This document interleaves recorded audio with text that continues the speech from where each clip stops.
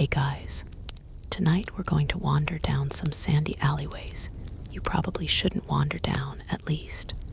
Not if you value your nostrils. The torches flicker against mud brick walls. The Nile's faint breeze carries more smells than you can name. And somewhere just ahead, there's a door painted in fading ochre. Behind it waits a warm, dimly lit room where the air is thick with perfume, so thick you can almost chew it. This is where you'll meet the women of ancient Egypt's oldest profession, and where you'll discover that their idea of hygiene is as creative as it is questionable. You probably won't survive this if you're squeamish about smells, textures, or the sort of beauty tips that belong in the never try at home category. So before you get comfortable, take a moment to like the video and subscribe, but only if you genuinely enjoy what I do here. And if you're listening right now, drop your location and local time in the comments. I always love seeing where and when you're joining me from. Now, dim the lights. Maybe turn on a fan for that soft background hum. And let's ease into tonight's journey together. You step inside, and the first thing that hits you isn't the sight of silk draped over low couches, or the golden glow of oil lamps. It's the smell. Not a bad smell, exactly, at least. Not at first. There's the sharp sweetness of lotus blossom, the warm, resinous note of myrrh, and underneath it all, something darker and earthier, like wet straw left in the sun too long. Your brain takes a second to connect the dots. This is the scent of perfume doing battle with human skin that hasn't felt real water in, well, longer than anyone here wants to admit.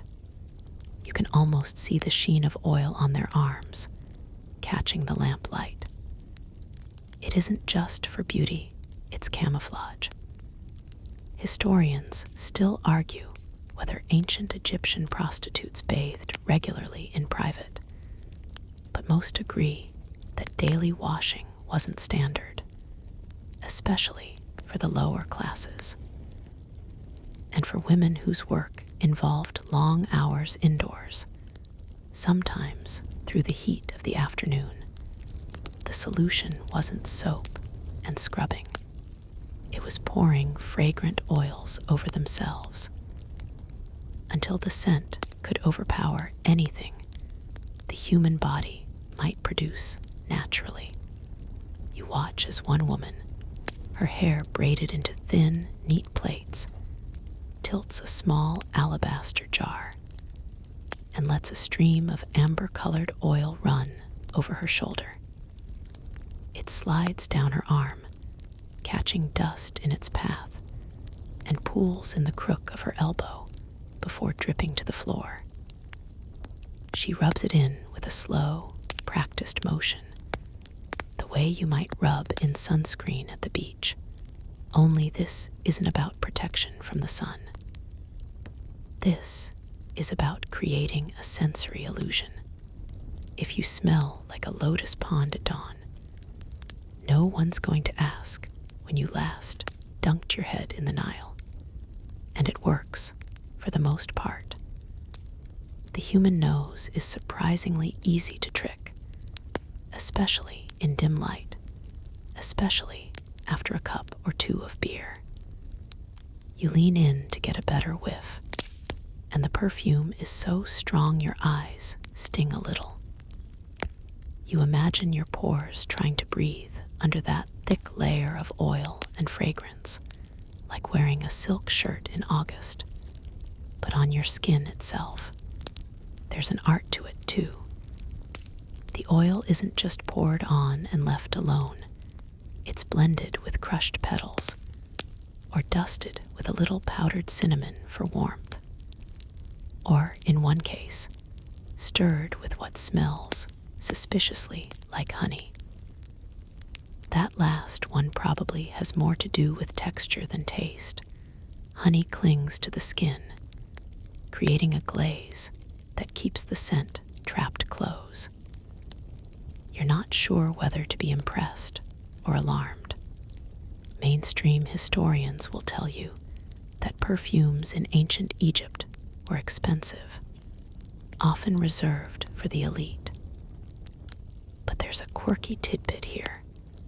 The lower classes, and yes, working girls like the ones you're seeing, had access to cheaper, homemade versions. These might use leftover flower heads from temple offerings, or oil pressed from nuts and seeds that weren't quite fresh anymore.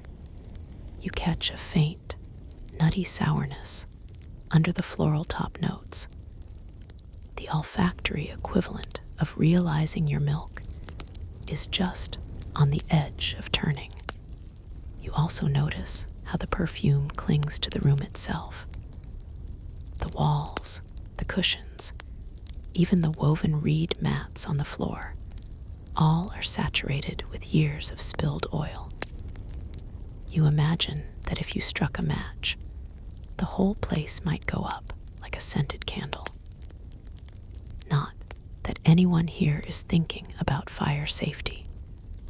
They're thinking about keeping up the illusion that this is a place of pleasure, not of sweat and labor.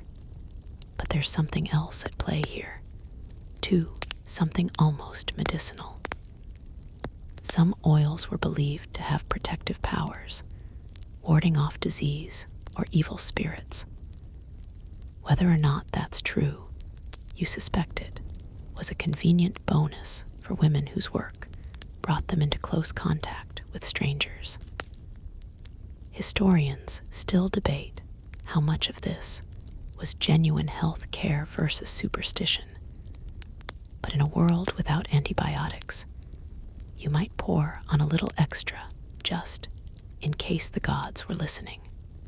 A woman passes by you, and for a moment, you catch a whiff of something that doesn't match the rest, a sharper, more acrid note under the perfume, almost metallic. You realize she's sweating beneath the oil, and the heat is making the scent layers shift like a sand dune in the wind. The longer you stand here, the more the floral top notes fade, letting the base layer of human skin reclaim its territory. You can't help but imagine what this place smells like in the morning, before the jars are opened and the lamps are lit. Probably something that would make you step right back outside.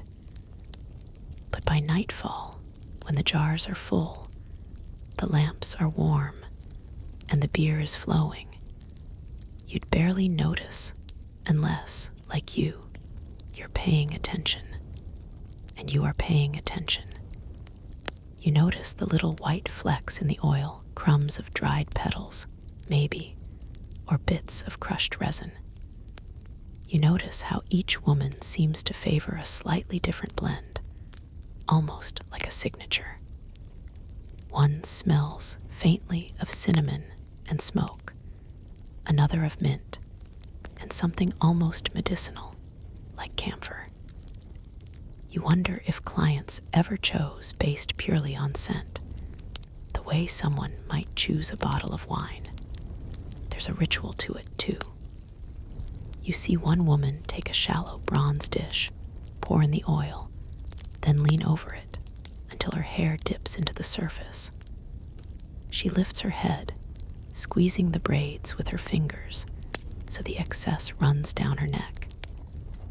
Then she smooths it over her face with her palms, like a mask. The lamplight makes her skin glow, but you know that glow comes with a price.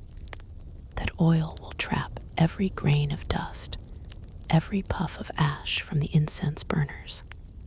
You find yourself thinking about modern colognes and body sprays, about how a teenager's first instinct is to use twice as much as needed. Ancient Egypt, it seems, wasn't much different. If a little perfume is good, more must be better, at least until your guests' eyes start watering. But here, in this dim room where the air is already heavy with incense and laughter, you can almost believe it works. Almost. The lotus scent clings to your clothes now, and you suspect it'll follow you for the rest of the night, maybe longer. You imagine yourself waking up tomorrow, smelling like you slept in a flower shop that doubled as a kitchen. And as you stand there, a little lightheaded from it all, you realize something. This isn't just about hiding a lack of bathing. It's about creating an entire sensory world, one where you can forget, for a few hours, the mud streets outside, the biting flies, the heat, the smell of the river at low tide. In here, the lotus never wilts, the oil never runs out, and the night never quite ends. You're still blinking through that haze of lotus and myrrh when you notice something odd. The soft swish of linen skirts moving past you. The sound isn't crisp, like freshly washed fabric snapping in a breeze. It's muted, almost damp, as if the cloth has grown heavy with time, use, and a dozen nights of sweat and smoke. You glance down, and there it is, the ancient Egyptian prostitute's most basic uniform. Simple, white linen, thin enough to catch the lamplight, but thick enough to hide the uneven stains that tell its real story. It would be comforting to think these dresses, tunics, and wraps saw a good scrubbing every few days. But the truth is far less romantic.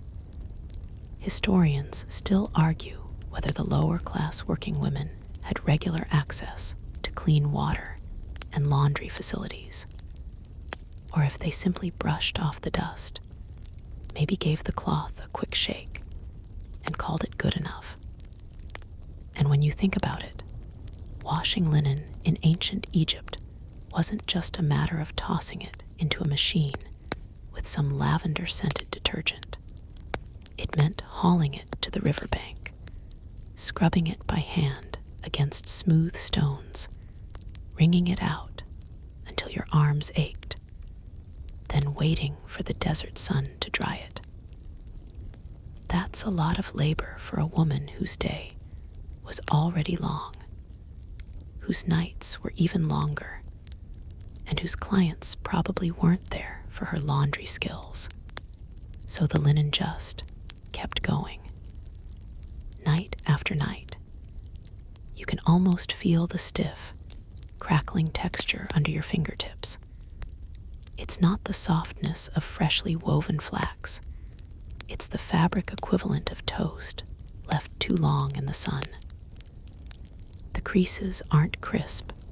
They're permanent, set in place by layers of dried sweat, oil, and incense ash that have worked themselves deep into the weave. You catch sight of a darker patch near the hem where the fabric brushes the floor. Is that wine? Beer? The reddish smear could be henna from a careless hand, or it could be something less ceremonial. The important thing is, no one here seems bothered by it. They know the dim light hides more than perfume can mask. And besides, linen was expensive to replace. Even worn thin and fraying at the edges, it still signaled status. Better to have a stained linen wrap than a clean garment made from coarser fibers. There's a quirky tidbit historians sometimes mention. Ancient Egyptians did occasionally freshen their clothes by hanging them over burning incense.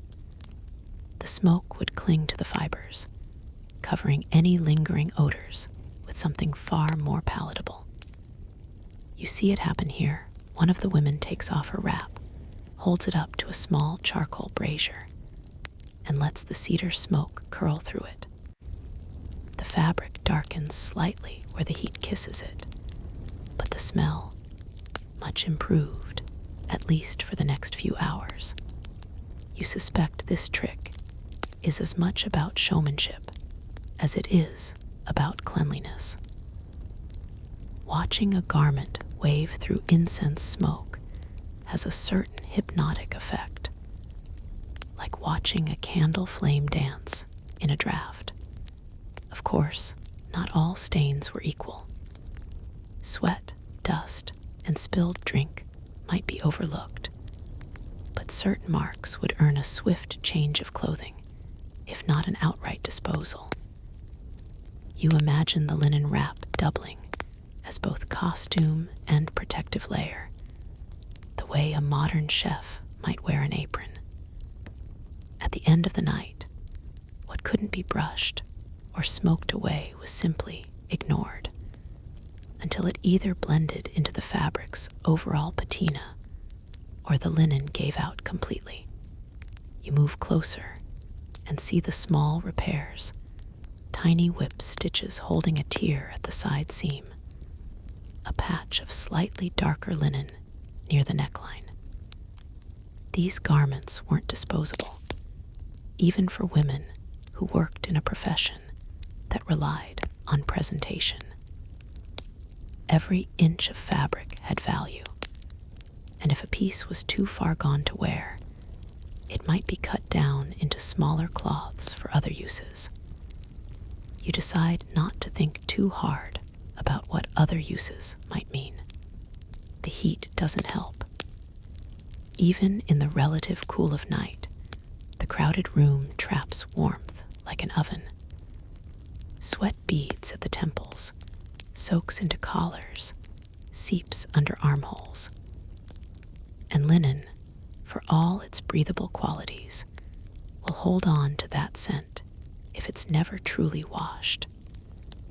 You imagine it building up layer by layer until the fabric has a personality of its own, a timeline you could read with your nose if you were brave enough.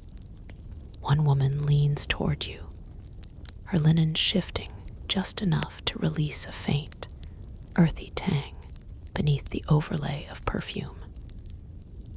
You realize the oil from earlier isn't just on their skin, it's rubbed into the fabric as well.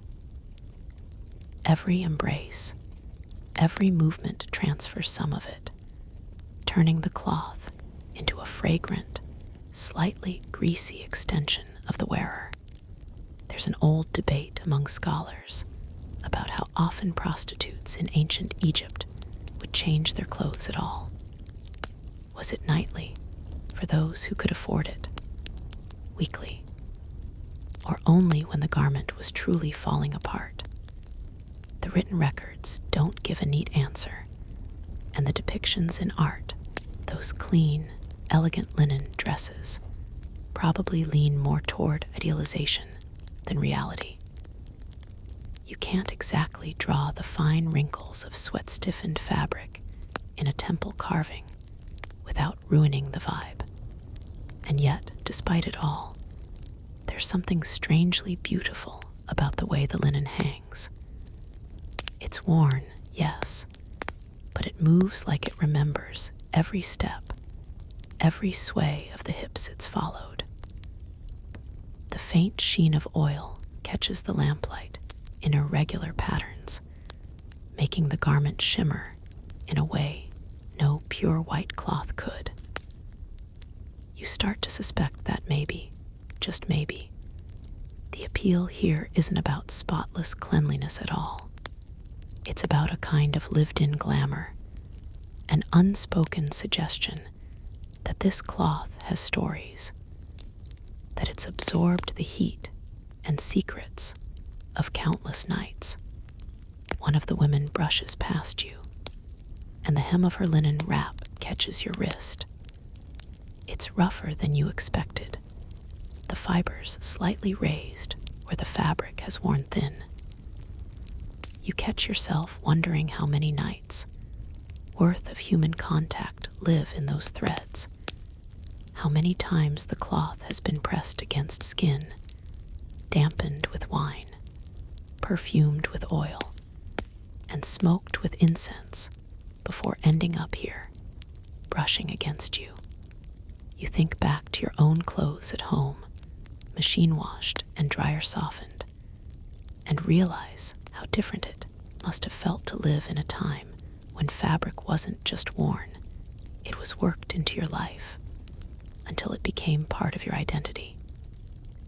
Here, a linen wrap is more than just a garment. It's armor, costume, perfume carrier, and maybe even a diary, if you know how to read the marks and scents written into it. The thought makes you glance around again. Every woman here is wrapped in her own version of the same story, some brighter, some more worn, some still carrying faint traces of colored edging or embroidery. You start to pick up on the details. A gold thread trim that's dulled but still glints in the light. A faint blue dye near the hem where it might have brushed against painted walls. A section where the weave has stretched from being pulled too tight. Each imperfection feels more intimate than perfection ever could. And the smell, well, it's complicated now. You can't just say sweat or perfume or smoke. It's all of them, layered in an order that changes with every movement. 1 second you're smelling lotus oil, the next the faint tang of the river, then something warm and human underneath it all. You imagine this was part of the appeal for certain clients.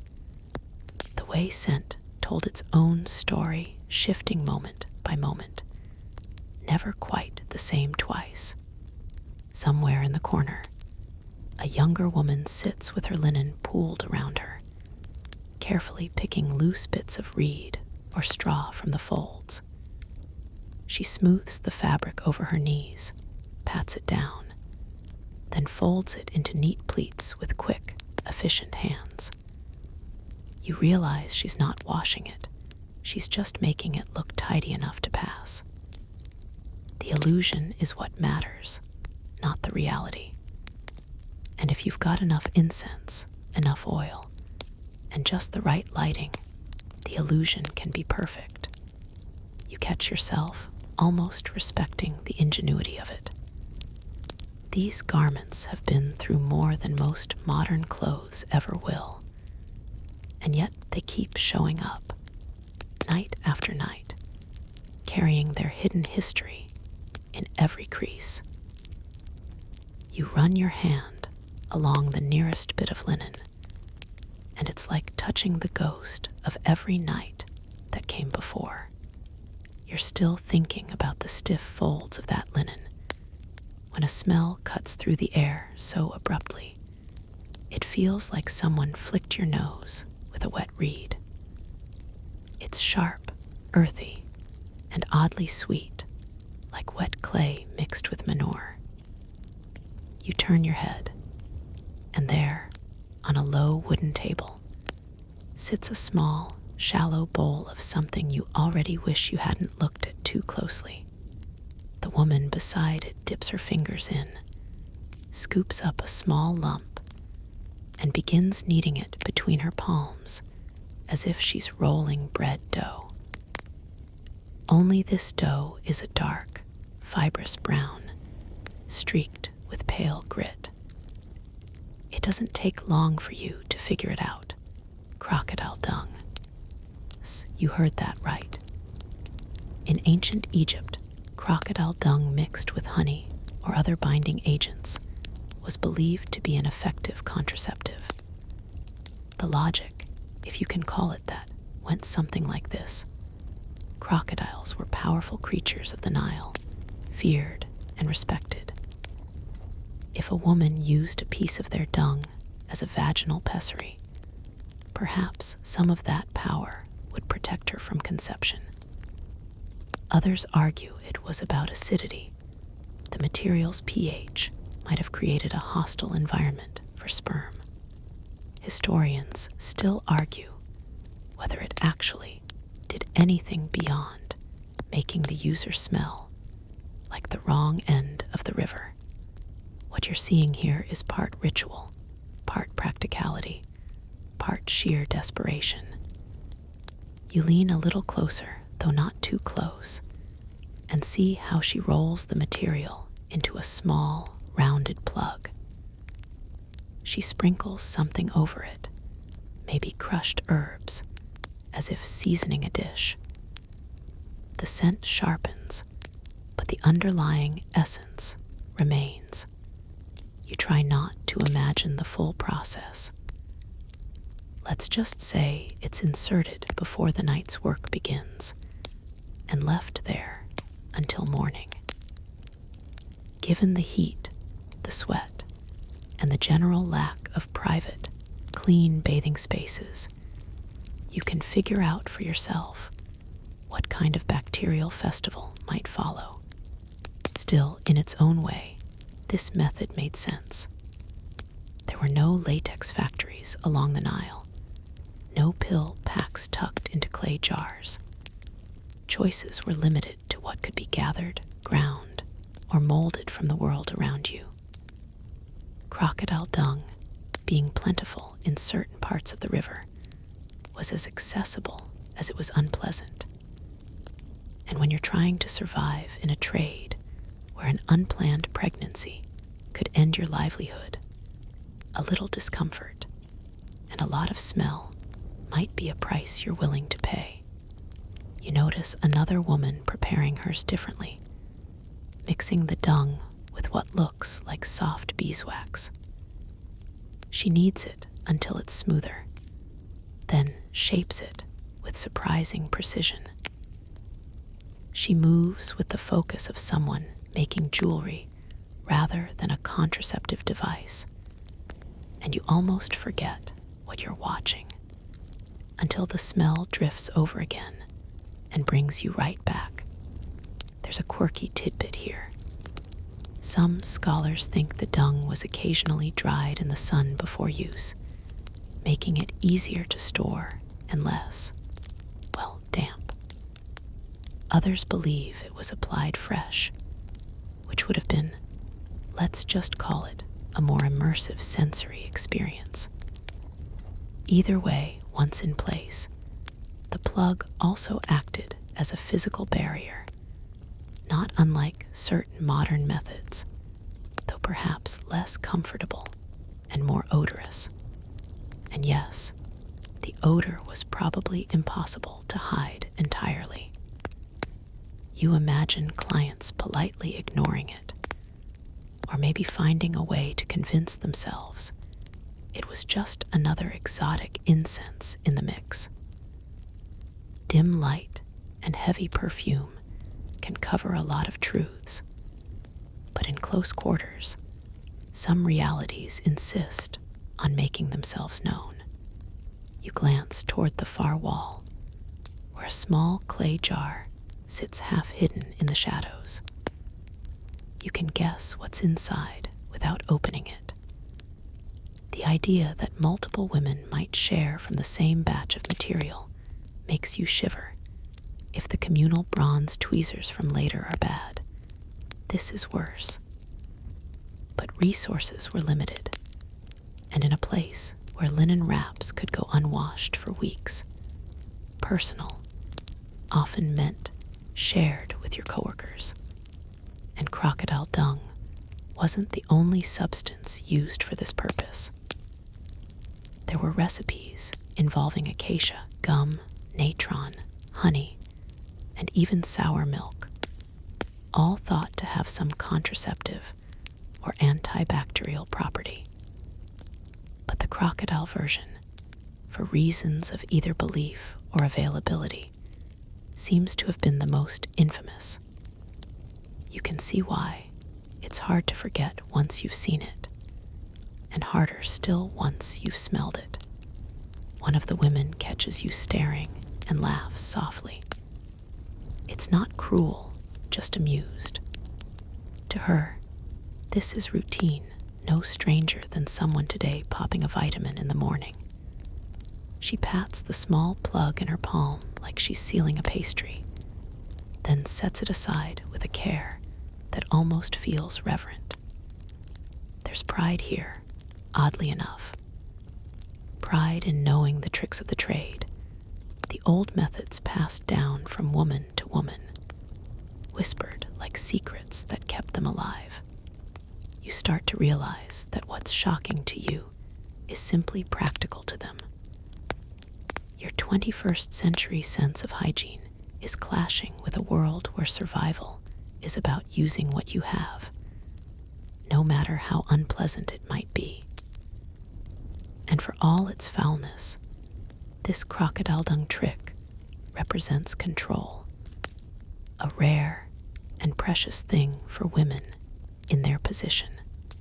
You think about the crocodile itself, gliding through the Nile, its eyes just above the waterline, ancient and unbothered. To the Egyptians, it was a creature of strength and danger, tied to Sobek, the crocodile-headed god of the river. Maybe using part of such a beast felt like invoking his protection, a way of keeping not just pregnancy, but bad fortune at bay. Or maybe, as the more skeptical historians say, it was just another experiment in the long, messy history of human contraception. As you watch the preparations finish, you notice that no one here is in a hurry to hide the process. The workroom is warm, the light is soft, and the conversation flows easily around the table. A woman dips her fingers into a second jar, this one holding a blend of myrrh and oil, and rubs it over her hands afterward, masking the scent as best she can. She offers you a smile that says, "We've been doing this a long time. You'll get used to it. You're not sure you will, but you can appreciate the resilience it represents. The ability to look at something most people would avoid at all costs and see, instead, a tool, a small, smelly shield against a world that rarely offered women any. And as you step back from the table, you catch yourself thinking about the crocodiles out there in the moonlit Nile, drifting in the current, oblivious to the strange afterlife. Their leavings are living inside these mud brick walls. You're still half dazed from the crocodile dung incident when another sensory assault drifts your way, not as foul, but certainly not subtle. Someone nearby is chewing something, and the sound is gritty, like biting down on a mouthful of tiny seashells. You glance over and see a woman leaning lazily against a low table, her jaw working slowly as her hand dips into a small linen pouch. She pulls out what looks like coarse white gravel, pops a few grains into her mouth, and chews with deliberate slowness. It's not gravel, it's natron. If you've heard of natron before, it's probably in connection with mummification. This naturally occurring mix of sodium carbonate and sodium bicarbonate was the ancient Egyptian answer to baking soda, detergent, deodorant, and apparently breath mints. The idea was that chewing natron freshened the breath, perhaps even killed the bacteria that caused bad smells. In reality, it probably did help to some degree, but it also dried out the mouth, scraped the enamel, and left behind a taste somewhere between chalk and seawater. You take a breath and step closer, just in time to catch the crunch of the grains breaking under her molars. The sound makes your teeth ache in sympathy. There's no attempt to hide what she's doing. In fact, she seems to be making a point of it, glancing around the room with a half smile as if to say, "See, I'm prepared." Historians still argue whether natron was chewed regularly as a breath freshener by the average person, or if it was more common in certain professions where close contact was part of the job.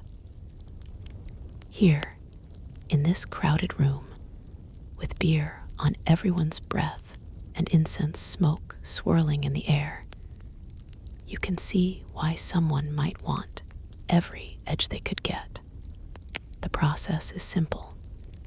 You pinch a small amount from the pouch, chew it slowly to release its salty bite, then swallow or spit the residue. She swallows, chasing it with a sip of beer from a wide-mouthed jar. The combination makes you wince, the briny dryness of natron meeting the warm, slightly sour tang of ancient Egyptian beer. She seems unfazed. You glance at the pouch itself, linen, folded and tied with a simple twist. Natron was cheap, easy to store, and plentiful in certain dry lake beds. And here's a quirky tidbit. The same mineral she's chewing right now might have been scooped from the very same deposits used to dry out corpses at the embalmer's workshop. You decide not to share that mental image with her. The grit between her teeth is almost audible even over the chatter in the room. Another woman joins her, accepting a pinch from the pouch without hesitation. Soon, there's a small cluster of them, leaning in, sharing the natron as if it were a bowl of snacks at a party. There's no sense of embarrassment, just routine. A moment to reset before stepping back into the dim, perfumed heat of the workroom. And it's not just about smell. Natron was mildly alkaline, which may have had some antibacterial properties. In a world without toothbrushes, it might have been one of the better available options for scrubbing away the day's residue. But as you watch, you can't help but think about the toll it must have taken on teeth, microscopic scratches on enamel, the slow erosion of protective layers. You imagine the sensation of running your tongue over a freshly natron-scrubbed tooth. Smoother, maybe, but with that faint aftertaste of desert dust. One woman finishes her portion, tucks the pouch back into the folds of her linen wrap, and pats it like a lucky charm. You get the sense this is as much a psychological ritual as a hygienic one. The act of chewing, of knowing you've done something to prepare, might matter just as much as whether it truly freshens the breath. You remember reading once that in ancient Egyptian love poetry, a sweet-smelling mouth was often compared to lotus blossoms or dates. Here, though, the reality is more mineral. You suspect no one is fooling themselves into thinking natron will make them smell like fruit. It's more about neutralizing whatever the beer, onions, and heat have been cooking up all day. Another detail catches your eye. The way they chew slowly, almost rhythmically, letting the natron dissolve just enough before swallowing. You wonder if they've trained themselves to ignore the scraping feeling. or if it's just something you get used to, like living near a train track and learning to sleep through the noise. The pouch makes its way around the group again, and this time, one woman crumbles the grains between her fingers before popping them into her mouth. You realize she's breaking them down a little to soften the initial crunch, though it probably doesn't change much in the long run. Still, there's a kind of practiced grace to it, like she's done this 1,000 times. You take a slow breath, and there it is, that faint, salty tang in the air.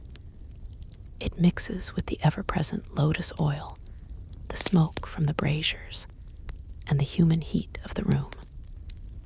You start to understand why these women might choose natron over simply chewing mint leaves or sweet resin. Mint might mask the smell, but natron changes asterisk it, strips it down to something closer to neutral. In a way, it's like scrubbing a clay pot before painting over it again. Historians still debate how effective it really was in the long term. Some argue that chewing natron could have led to more dental wear and gum issues. Others think it was a net positive in a world without dental floss or fluoride.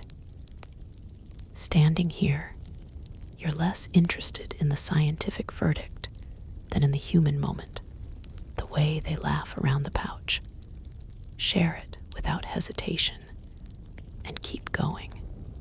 You can almost picture a client arriving, catching just the faintest trace of natron on a woman's breath, and interpreting it not as unpleasant, but as a sign she'd prepared for him. Maybe it was even part of the seduction proof she'd made herself clean in the ways she could, even if a modern dentist would cringe. The pouch disappears back into its hiding place, and the women scatter into the room, their teeth working quietly as they move. The crunch fades, replaced by the low hum of conversation and the occasional burst of laughter. The beer flows again, undoing some of their hard work, but you suspect the natron will make another appearance before the night ends. And you find yourself wondering what it would be like to try it, just once. To feel the grit, taste the salt, and know that for a few fleeting minutes, you've stepped into their world.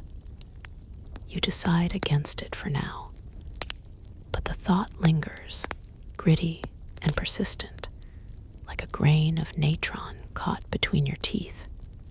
You are still moving through the cramped, dimly lit alleys of ancient Memphis, the air now heavier with the scent of night-blooming flowers and less romantic odors. Your feet trace a route between small stalls and makeshift shelters until you spot the next oddity in your ongoing exploration of questionable hygiene.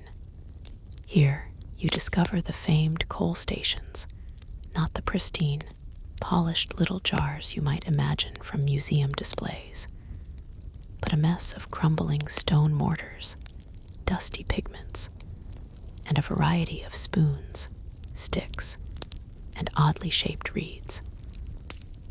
The women who work this quarter have a particular fondness for the deepest black coal, believing it not only beautifies the eyes, but wards off infections and evil spirits. You watch as one woman dips a thin stick into what looks like a clay pot of oily, black sludge, then drags it across her eyelids with practiced skill.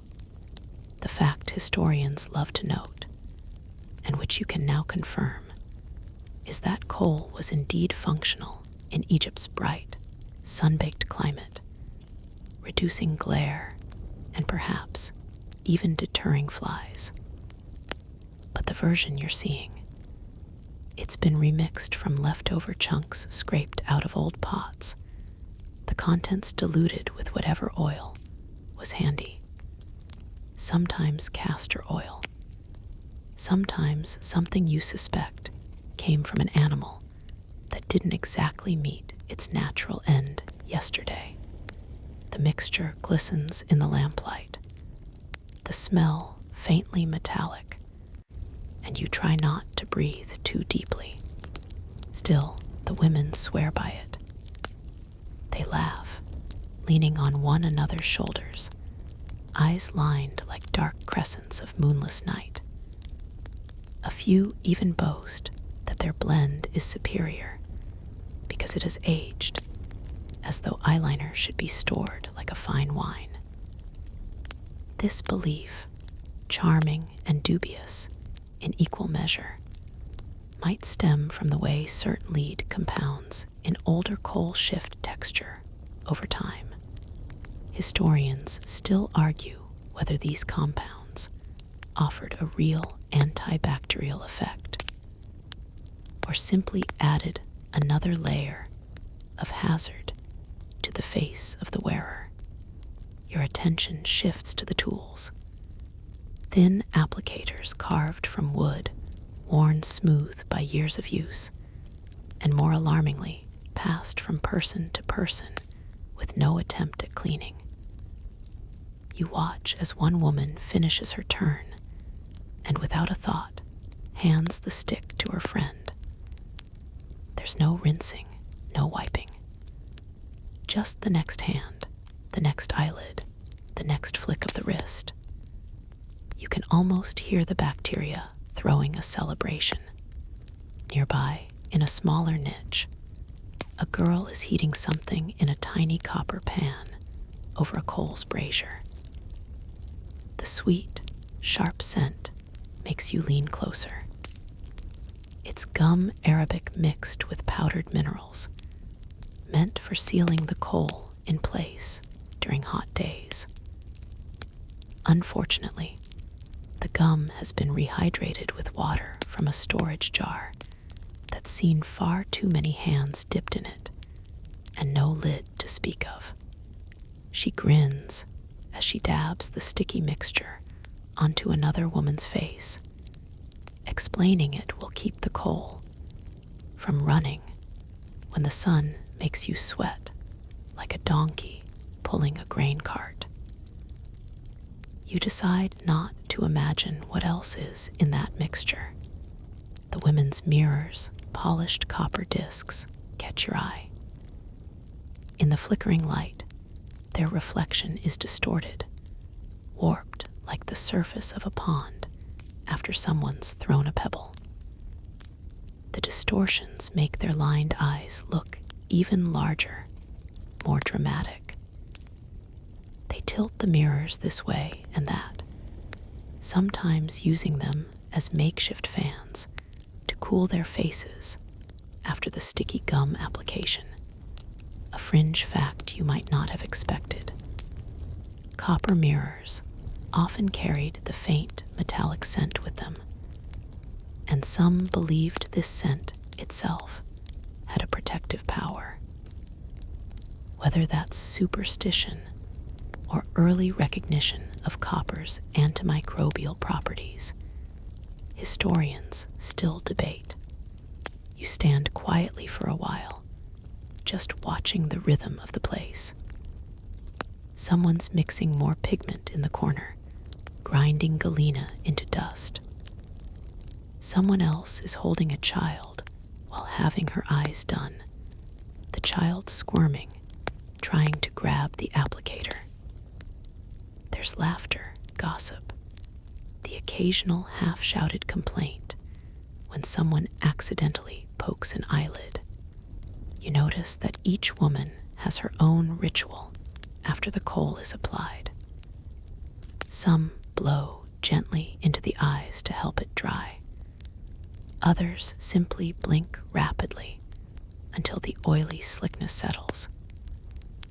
It's a strangely intimate scene, and And though your modern sensibilities are quietly screaming, the women seem utterly comfortable.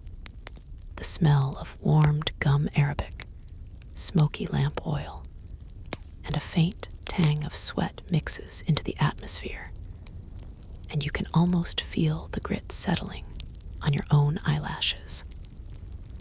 You think of the countless eyes these tools have touched, the endless cycle of reusing pigment, and the fact that each pot probably has a history longer than most of the women here have been alive. There's a comfort in the continuity if you ignore the microbial load. You step back, nearly bumping into a wall where someone has scratched tally marks. Maybe it's a record of customers, maybe just idle counting. You can't help but smile at the thought that even in an ancient makeup station, there's always someone keeping score. And as you turn to leave, you hear one of the women call after you. Next time, we'll give you the proper eyes too.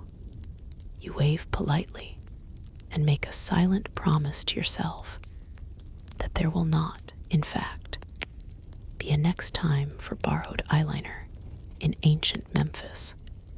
You're still drifting deeper into the Nile side night, the moonlight giving everything a ghostly blue sheen, when your guide, a weary voice in your head that somehow always knows the worst details, decides to linger on the peculiar market economy of temple-endorsed romance.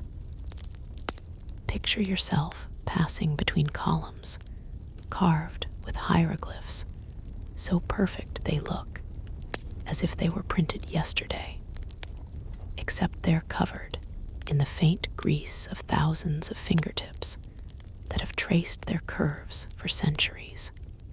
The sandstone is cool under your palm, and you swear the stone is whispering, though it's probably just the wind carrying the smell of the fish market 3 streets over. That, and the faint tang of oil burning in lamps, a mixture of sesame and animal fat, with just enough smoky bitterness to stick in the back of your throat. This is where the temple courtesans made their living, half sacred, half scandal.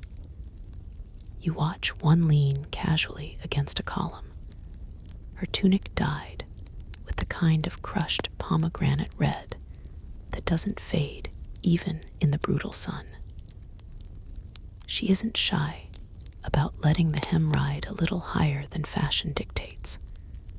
The fabric soft from repeated washing in river water that carries everything from lotus pollen to crocodile scales.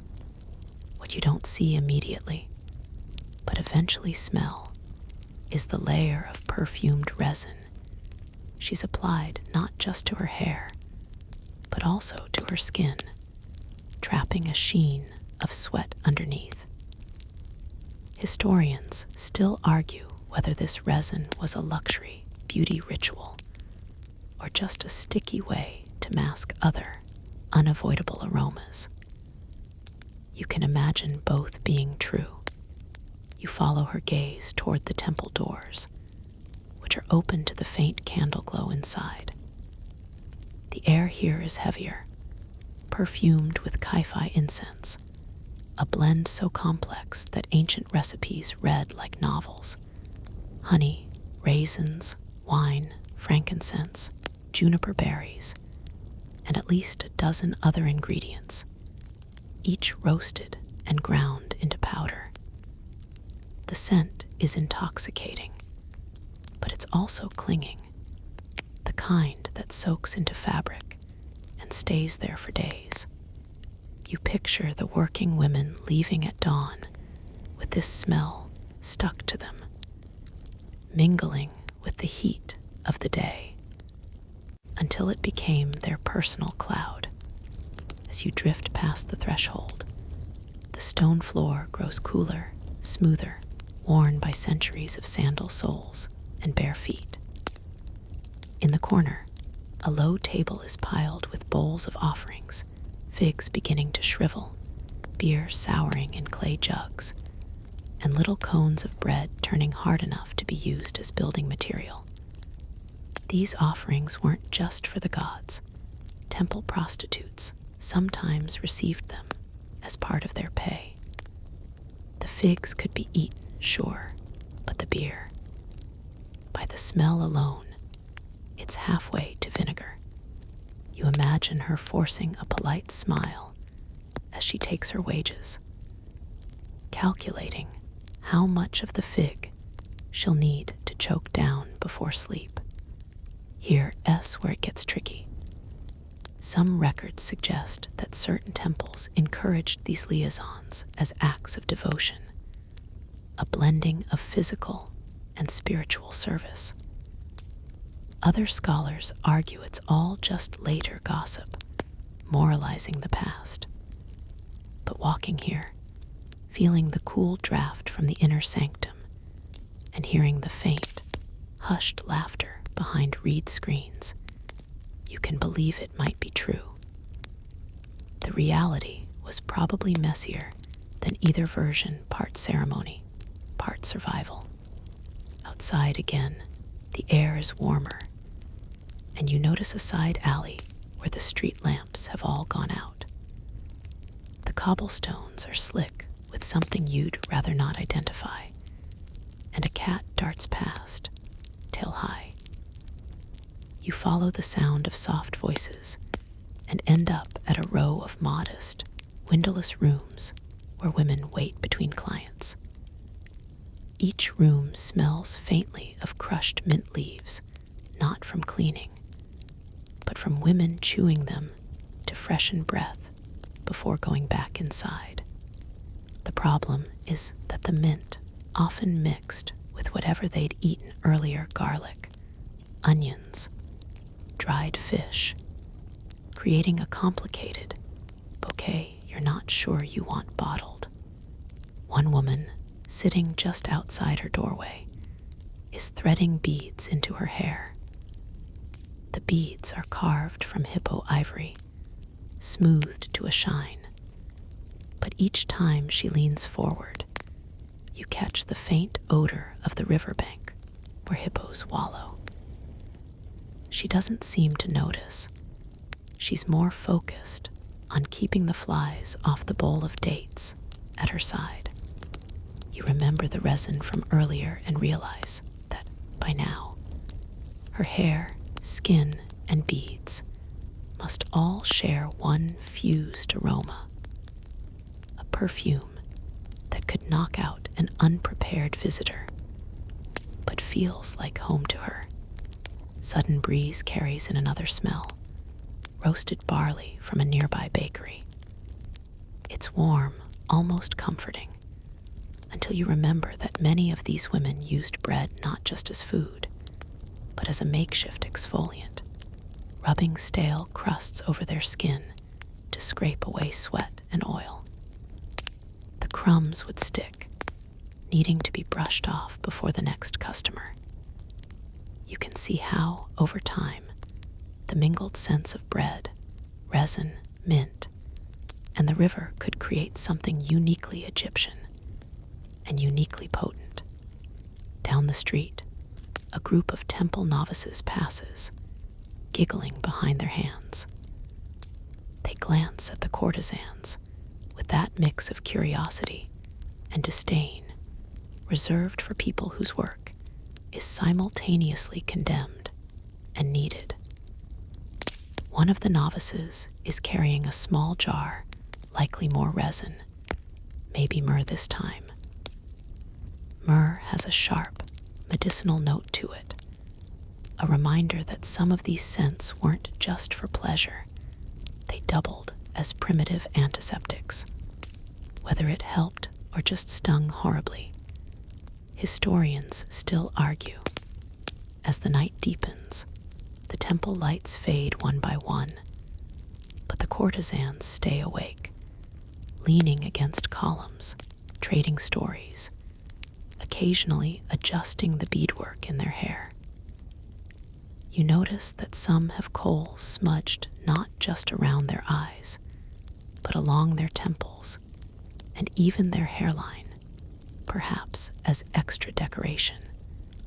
Perhaps because they'd rubbed at their faces and smeared it.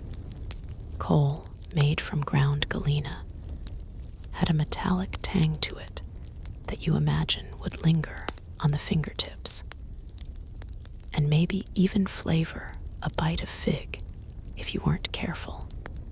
Finally, the temple bells signal the last hour before dawn. The air grows cooler, the incense fades, and the resin loses its top notes, leaving only a faint, sticky sweetness.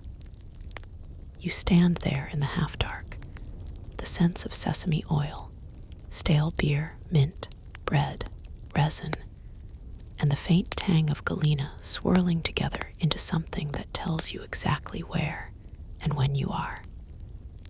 You breathe it in, and for better or worse, it sticks. You're standing in a cramped mud brick back room, the ceiling low enough that the reed mats above brush your head when you move. The air in here is dense, like it's been collecting the scent of human bodies for weeks without the courtesy of a passing breeze. You notice the floor isn't smooth, but layered, dust over grime over something stickier, perhaps leftover wine that seeped in over months. You keep your sandals on. Even your inner neat freak, lulled by sleepiness, cringes a little.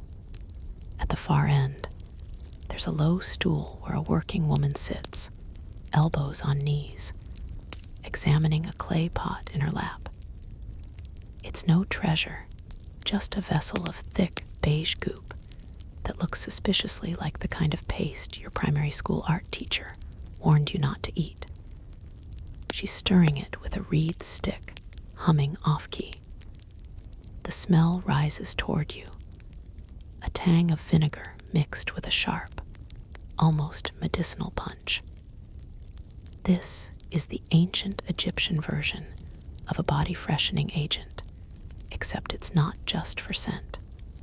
It's a concoction with a mix of natron, that mineral blend they also used for mummifying people, bits of aromatic resin, and sometimes, so the rumor goes, mashed up myrrh pods. You watch as she dips 2 fingers in and rubs it beneath her arms, then along her neck, and most unsettling between her toes. You're not sure whether to admire her resourcefulness or question every decision that brought you here. Historians still argue whether these applications were purely to smell better, or whether the natron's drying properties doubled as a way to slow bacterial growth.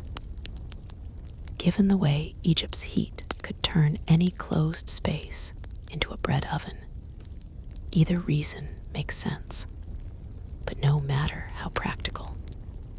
There's something unromantic about imagining a client leaning close, only to get a noseful of embalming powder.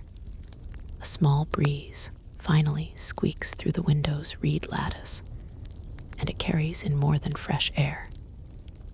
You hear the murmur of voices outside, the shuffle of feet, and a camel making a noise somewhere between a groan and a cough. The woman looks up, casually scoops more paste, and pats it at her scalp line. Apparently, hair absorbed scent like a sponge in this climate. And while wealthy women might rinse their locks in lotus-infused oils, she's improvising with whatever she can stretch for the week. That's when you spot a second jar tucked behind the stool. It's darker, almost black, and when she pries it open, a wave of something sour-sweet hits you, fermented date mash. Not for eating, mind you, this is for her skin. A smear on the forearms and shins supposedly keeps them soft. or maybe sticky. The logic gets fuzzy the more you think about it. Some fringe historians even claim the sugar could act as a temporary depilatory, pulling fine hairs when washed off. Though that's the sort of theory that earns a raised eyebrow from more cautious scholars. You're still pondering that when she grabs a woven basket and sets it in the middle of the room. From it, she pulls what you can only describe as her service kit: a strip of linen, a small alabaster jar with a cracked lid, and a bundle of dried herbs tied with string. The herbs, she chews them before spitting into a palm and rubbing the green paste along her teeth. A kind of emergency tooth scrub, gritty enough to scrape, but strong enough to make your eyes water just watching. Remember that crocodile dung sunscreen from earlier. Suddenly, that felt less outrageous. It's here that your mind drifts, ASMR slow, to the bigger picture. You imagine this scene not as an isolated oddity, but as a nightly ritual. A woman preparing for strangers in a city that hums with trade, gossip, and heat. She works within the constraints of her station, without access to elite perfumes, marble baths, or perfumed wigs fresh from Thebes. Instead, she recycles jars, makes do with questionable ingredients, and accepts that clean is a sliding scale. Your eyelids feel heavier now, as if the scent in the room has somehow thickened the air into a pillow. You picture the dim glow of an oil lamp wobbling in the corner, shadows stretching over her as she wraps the linen around her middle. A final touch before stepping out into the murmur of the street. And you realize, whether it was natron paste under the arms or date mash on the legs, this was her armor. Not glamorous, not luxurious, but enough to carry her through the night. You keep walking through the market quarter, that endless maze of sun-baked alleys that smell equal parts grilled tilapia and sweaty camel saddle. And now your attention drifts to a group of women sitting in the shade of a mud brick wall. They're lounging in a half circle, passing around a small bronze bowl, and whatever is inside, it looks suspiciously like a thick, clay-colored paste. This, you slowly realize, is the closest thing ancient Egyptian prostitutes had to a beauty mask, though instead of being full of cucumber and aloe, it's packed with finely ground ochre, animal fat, and the occasional handful of pulverized date pits. The idea, they believe, is to keep their skin youthful and inviting, though after several hours in the sun, the fat turns slightly rancid, giving off a faint odor not unlike warm goat cheese. You try to breathe through your mouth. Historians still argue whether these concoctions were meant purely for cosmetic purposes, or if they doubled as a primitive form of mosquito deterrent. On one hand, the pungent smell might have kept away the worst of the Nile's buzzing nightlife. On the other, there are texts suggesting the paste was reapplied right before meeting clients. Hardly something you'd do with a purely insect-repelling cream. It's entirely possible they thought a little earthy aroma hinted at fertility and health.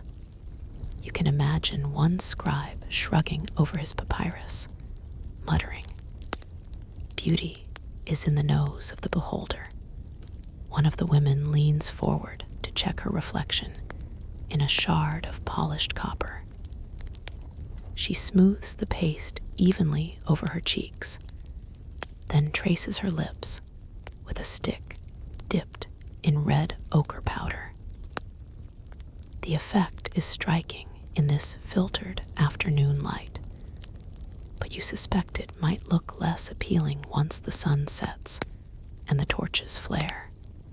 You're reminded, not for the first time, that in a world without toothpaste, deodorant, or daily bathing, everyone's definition of good hygiene is on a very different scale than yours. Your gaze shifts to the ground beside them, where a collection of small, stoppered jars are lined up like soldiers.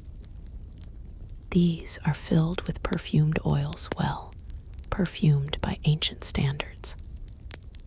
A base of castor or moringa oil, thick and sticky, is mixed with crushed myrrh, cinnamon bark, or frankincense resin. If you've ever spilled essential oil in a hot car and then left it to stew for a few days, you have a decent idea of the intensity. Clients might walk in from the baking street, smelling of oxen and dust, and walk out coated in enough scent to be detectable across the river. You're tempted to joke that it's the original walk of shame.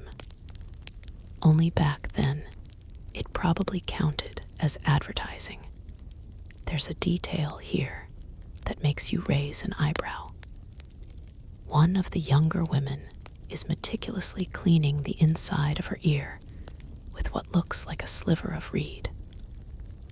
At first, you think it's a casual moment of grooming, but then she sets the reed tip into the communal oil jar and stirs it in.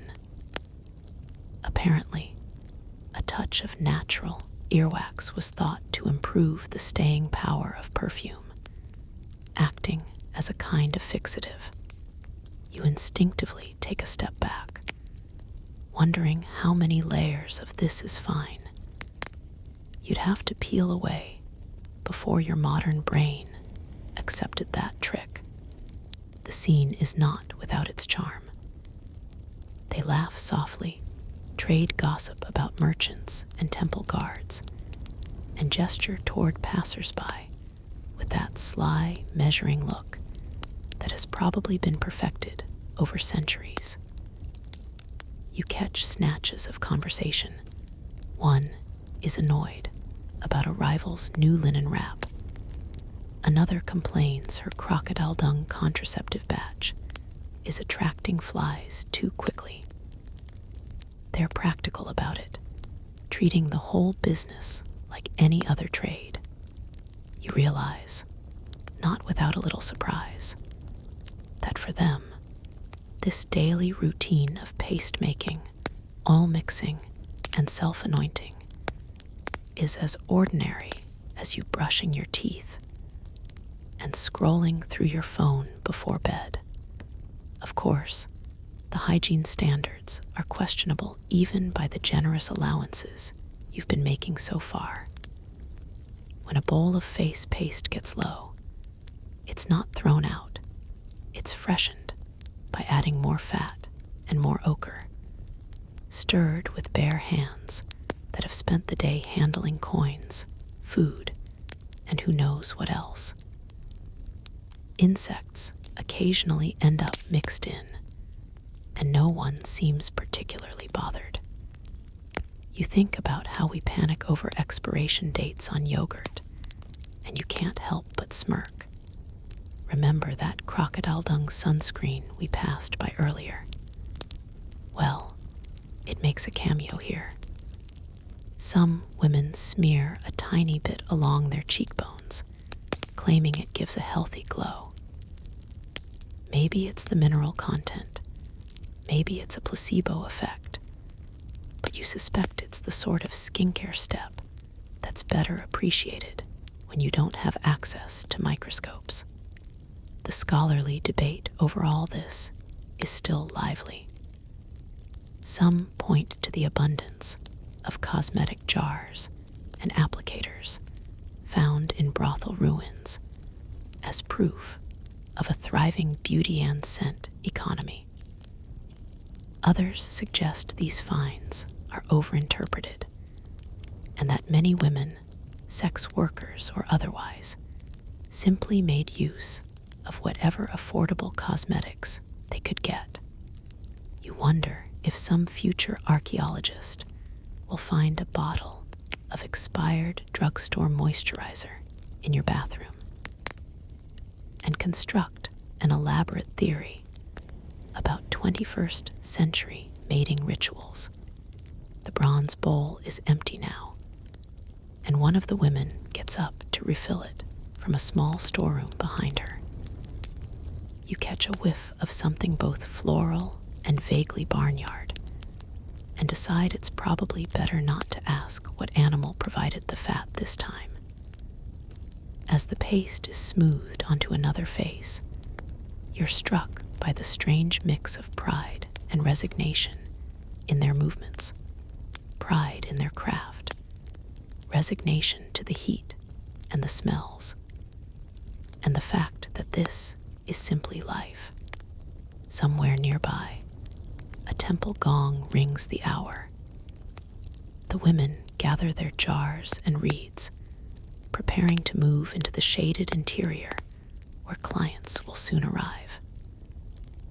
You stand there for a moment, letting the warm, dusty air wrap around you, and think about how much of human history is built on little daily acts like this, acts that would make us gag if we tried them now, but that were once as normal as breathing. You are standing on the baked, chalky ground just beyond the narrow alleys of Thebes, where the desert's beige dust mingles with the city's refuse. The sun hangs low, casting that honey-colored light you get right before the air goes from stifling to merely hot. The smell here isn't just bad, it's a layered, time-worn bouquet. First, there's the sour tang of sweat that's been trapped under linen all day. Then a whiff of river muck from jars of water that have been standing out too long. And somewhere underneath it all, that faint, nose-wrinkling ghost of rancid oil.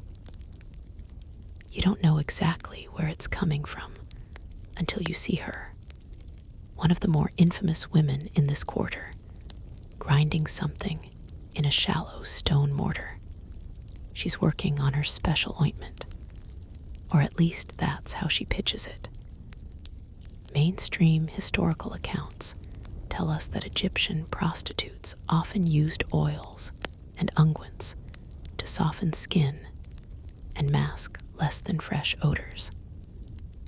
That sounds lovely, until you remember that in the poorer districts, the base oil was often whatever was cheapest, sometimes pressed from radish seeds, sometimes from cast-off animal fat. And when you don't have refrigeration, fat goes from luxurious balm to please don't touch me surprisingly quickly.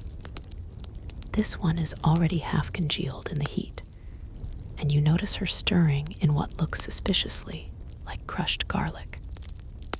Garlic was, in some ancient medical papyri, prescribed as an antibacterial. In theory, brilliant.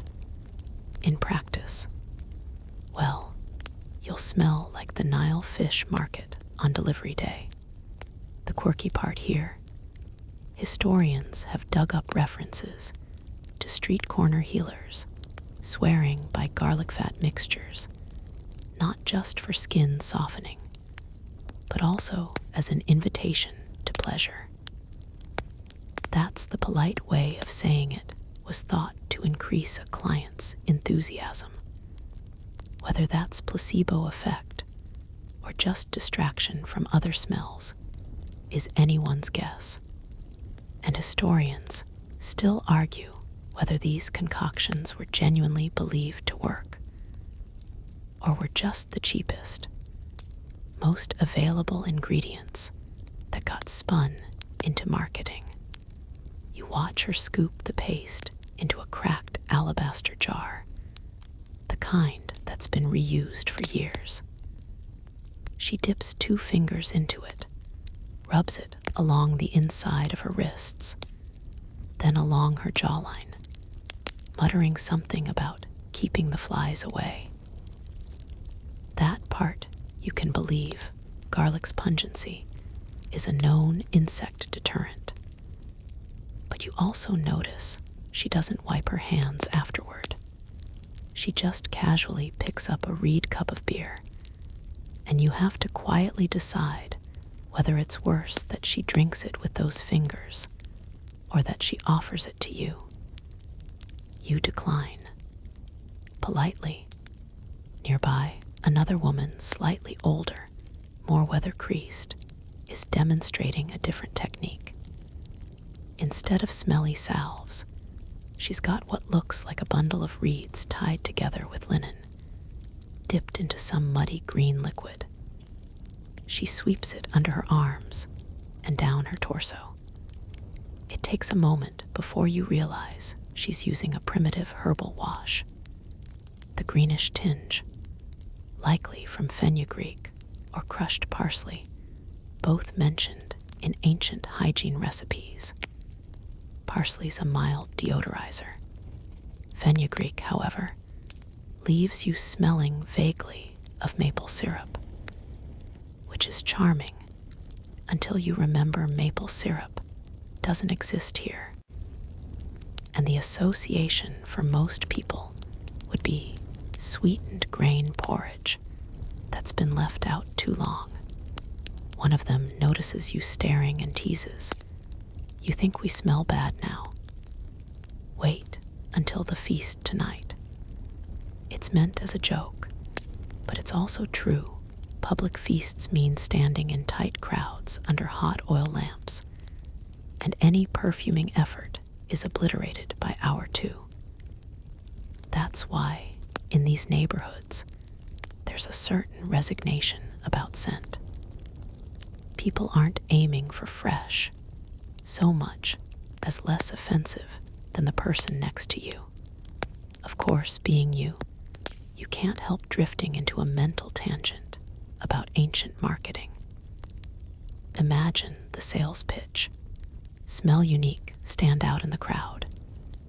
You can almost hear the street corner chatter, the way they'd blend mystical promises with practical advice. And yes, you probably wouldn't survive a week here without your modern toiletries, but you have to admit the ingenuity's impressive. They made do with what they had, and sometimes that meant turning spoiled fat and kitchen herbs into a calling card. A breeze kicks up, swirling the alley's smells into something new, less individual ingredients, more an indistinct haze of human life and river air. You watch as a client approaches the garlic-scented woman, drops a few copper debens into her hand, and they disappear into a side room curtained with woven mats.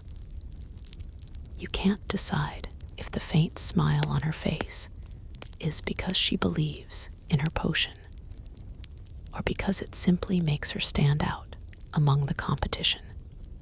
Either way, the door closes, and you're left with the memory of that green-tinged wash, that garlicky haze, and the slow realization that here, hygiene is as much about identity as it is about cleanliness. By now, you've gotten used to the idea that nothing about this ancient profession was remotely sanitary. But as you step into this dimly lit mud brick chamber, the air hits you with something entirely new. A heavy, musky blend of unwashed hair and herbal smoke that someone clearly thought would disguise it. You're here to learn about the ancient Egyptian wig trade, specifically for the working women of the night.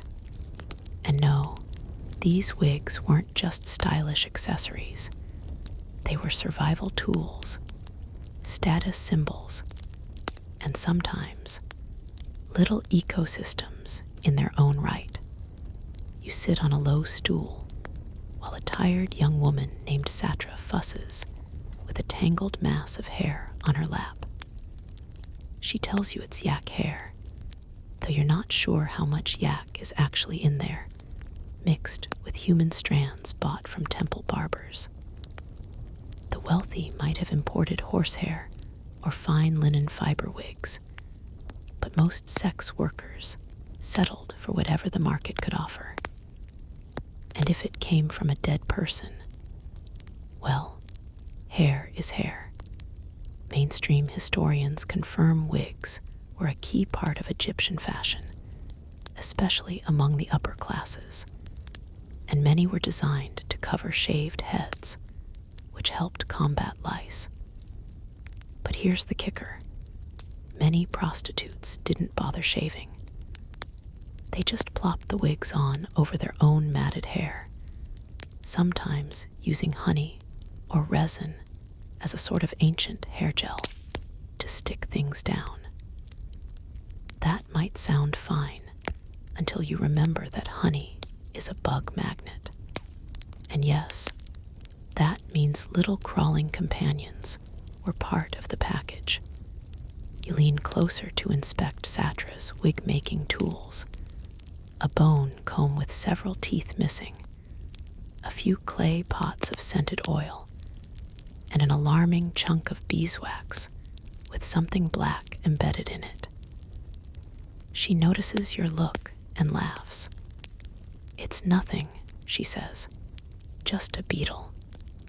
They get in there sometimes." There's a debate among scholars about just how elaborate the wigs of the lower classes were. Some argue that poorer women wore simple braided caps rather than full wigs, while others believe even working class women might splurge on a heavily decorated style to attract wealthier clients. What's certain is that wigs were often perfumed with strong-smelling oils, frankincense, if you could afford it, or a cheaper blend of rancid animal fat, and crushed lotus petals if you couldn't.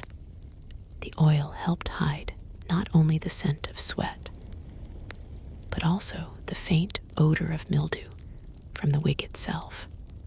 Satra sets the wig on her head and pats it into place. The hair falls stiffly around her face, the ends fraying like dry straw. She pulls out a small copper mirror to check the fit, squinting in the dim light. The reflection is warped, but she seems satisfied. "Men like long hair," she explains, "and it hides my ears. They say big ears mean you gossip." You follow her to a nearby public space where several other women lounge, all wearing wigs of varying condition. One older woman's wig is so crooked you can see her own gray curls poking out underneath. She notices you looking and tilts her head proudly. "This one's lucky," she says. "Every man who's touched it has paid in silver. You don't ask how often it's been washed. A fringe tidbit emerges from your observations.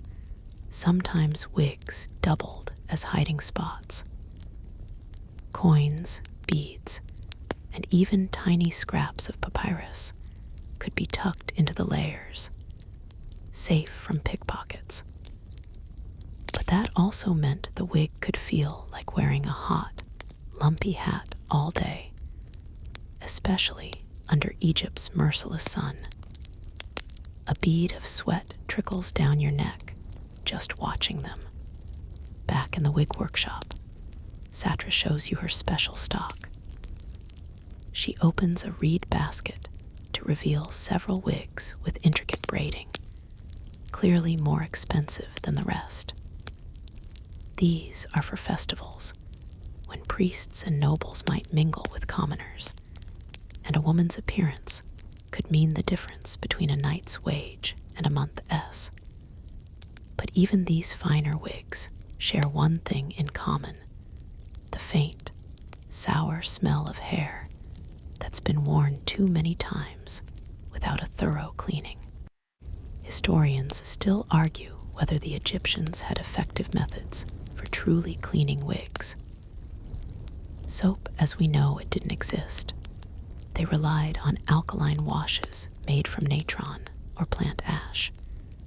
But these could be harsh and brittle the fibers. So, many simply brushed the wigs and applied more oil, layering scent over scent until the original hair was less a material and more a mystery. As night falls, you follow the women to a small courtyard lit by oil lamps. The flickering light turns the wigs into silhouettes, some gleaming from fresh oil, others dull and dusty. Clients arrive, their eyes darting to the most elaborate hair first. You watch as Satra tilts her head just so, letting the lamplight catch the gold thread braid woven into her wig.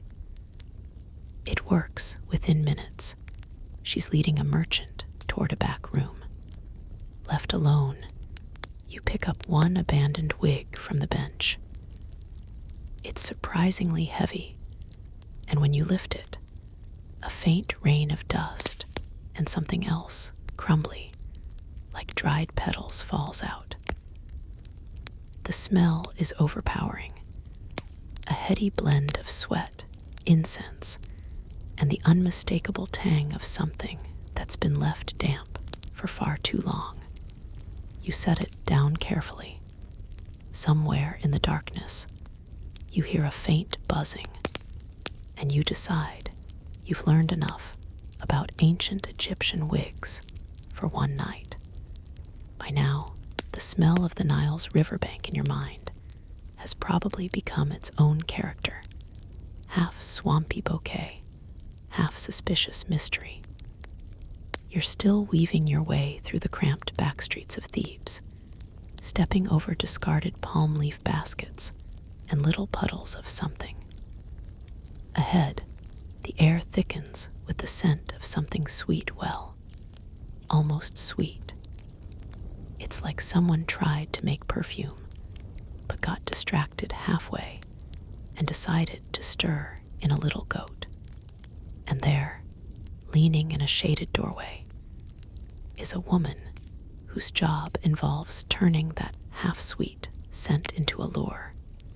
She's wearing the telltale wig, but under it, the scalp is doing its own thing. You've learned by now that wigs in ancient Egypt are not just a fashion statement, but a strategy. Prostitutes in the hotter months often shaved their heads, partly to keep lice at bay, partly because wigs were easier to perfume than skin. The result? You'd get a headpiece soaked in lotus oil, spiced resin, and if you were less fortunate, whatever was cheapest at the market that day. Sometimes that meant rancid animal fat. Historians still argue whether this was purely a money-saving measure, or whether they actually thought it was a fixative to help scent linger. Either way, it lingered all right, just maybe not in the way you de-hope. You watch her readjust the wig, fingers coming away shiny, and she leans close to a passing scribe, speaking low. Her breath carries the unmistakable tang of beer, thick, yeasty Egyptian beer, the kind made with half-fermented bread. This wasn't just a casual drink. In some parts of the city, beer was essentially safer than water. But after a long night and minimal rinsing, it gave the morning breath of a deity you'd rather not worship. And here's the kicker. There's a faint medicinal smell in there too. Some women, according to medical papyri, chewed little pellets made from natron, that chalky salt they used in mummification to freshen their breath. Effective, questionable. Pleasant, also questionable. You keep moving, trailing her as she heads toward a low, whitewashed building. The heat presses in. Flies drift lazily in the doorway, and you get the sense they've found something worth their time. Inside, the air is dim and sticky. A shallow ceramic bowl sits in the corner, filled with cloudy water and a sprig of wilted mint. That's her version of a wash basin. The mint is mostly decorative. It's wilted beyond any real function, but it adds the suggestion of freshness. You realize that much of hygiene here is about suggestion rather than actual cleanliness. She steps over to a reed mat where her tools are laid out. A thin bronze razor, a chipped alabaster jar of scented unguent, a string of blue faience beads, and next to them, something that looks like a half-burned stick. That's her dental kit. Wealthier women could afford ivory toothpicks or gold inlays, but for many, oral care meant a stick chewed until frayed. Historians still argue whether chewing sticks really helped prevent decay, or just made the mouth smell faintly woody while grinding grit into the enamel. Either way, the result was exactly a Colgate commercial. The room holds another layer of smell when you can't immediately place. It's warm, almost sweet, but heavy. Your eyes drift to the corner where a clay jar sits open, filled with a dark paste. This, you recall from one of those long afternoons in the temple library, is a common contraceptive mixture: honey, crocodile dung, and sometimes acacia gum. Applied internally, it was believed to block or neutralize. Well, you can imagine. The honey masked the smell slightly, but masked is doing a lot of heavy lifting in that sentence. And now you're standing here, trying not to breathe too deeply, while also realizing that the jar is probably reused for months at a time without proper cleaning. A cat slips in through the door, tail brushing your ankle. You look down to see it heading straight for the bowl of mint water, lapping it up like it's the best drink in the city. Maybe it is, you think. The woman doesn't seem to mind. Cats were sacred, yes, but also practical pest controllers. Any shared water source was fair game, which probably added its own microbial twist to the whole scene.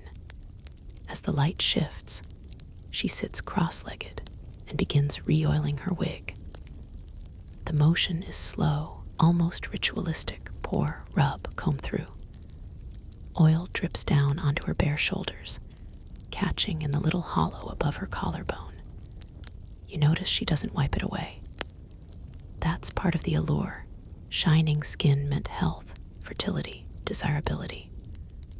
Of course, in this air, it also meant you'd be collecting every speck of street dust and stray fly within a 10-minute radius. Still, appearances were everything. She catches you watching and gives a faint smirk, as if to say she knows exactly the effect she's crafting. And maybe she does. You realize that this entire tableau, wigs, oils, mint sprigs, even that jar in the corner, isn't really about hygiene in the modern sense. It's about managing perception, making the buyer believe they're stepping into something exotic and cared for, when behind the curtain, there's a constant, low-level war with heat, pests, and the limitations of Bronze Age plumbing. You hear movement in the hallway, another woman calling out in a sing-song voice, inviting passersby inside. Somewhere beyond the walls, a donkey brays, and the city smells waft in again. Date bread baking, fish drying on racks, the metallic tang of fresh-worked copper. You step back into the alley, blinking in the bright light, the scent of lotus oil clinging stubbornly to your nostrils. And as you walk on, you find yourself wondering, not for the first time, whether future historians will look back on our own hygiene products with the same raised eyebrow. Remember, that's the beauty of time. What seems luxurious today may smell like crocodile dung tomorrow. By now, you've gotten fairly comfortable with the idea that ancient Egyptian hygiene, particularly among the working girls of the Nile, wasn't the sparkling, perfumed fantasy you might have imagined from the movies. But you haven't yet waded into what might be the most personal, perhaps even shocking, corner of their lives. How they dealt with monthly matters. Yes, we're talking about menstrual hygiene, something that, for prostitutes, could be both a practical obstacle and a strangely opportunistic moment in their line of work. You can probably feel your eyebrows tightening in sympathetic concern already. Don't worry, we'll tread gently, though the Egyptians certainly didn't. So picture yourself as one of these women, living in a cramped mud brick, dwelling near a bustling port. You wake up with the dull ache of cramps, and that unmistakable awareness that your body has entered its monthly routine. There are no neat paper-wrapped pads, no comfortable cotton tampons. Instead, you're reaching for a strip of softened papyrus, or perhaps a small, woven linen pad, if you're lucky enough to have one. Historians still argue whether prostitutes had better access to these rudimentary cloth pads than average women, or whether the extra linen was considered too valuable to waste on such things. The papyrus method was exactly as glamorous as it sounds. Plant fibers, pounded and layered until they became pliable, then rolled into a plug or folded into padding. Inserted as needed, they worked kind of. But papyrus had a knack for getting stiff again when it dried, and sometimes splintering, a thought that makes you wince and cross your legs even now. To soften it, women might soak the strips in honey or resin, both to make them more flexible and to add mild antibacterial qualities. Of course, that meant walking around with a faint, sweet smell between your legs. Not unpleasant, perhaps, but a bit distracting when you're trying to carry on conversation with a client over the smell of his fish breath. Now here's the curveball. In certain circles, some clients actively sought out women during their periods, believing it to be an exotic thrill, or even magically potent. A fringe belief held that sleeping with a menstruating woman could increase fertility or grant good luck in trade. Historians still argue whether this belief was a localized quirk along the Mediterranean trade routes, or something more widely held in Egyptian society. Either way, for prostitutes, it meant that time of the month didn't necessarily mean time off. You can imagine the negotiation. A higher price for what was considered special service, paired with whatever awkward physical accommodations the situation demanded. In these cases, hygiene became an even more pressing issue. Linen pads might be swapped more frequently, but in poorer quarters, a woman might simply rinse and reuse the same strip of cloth repeatedly over several days. Without soap, remember, soap wasn't really a thing in Egypt.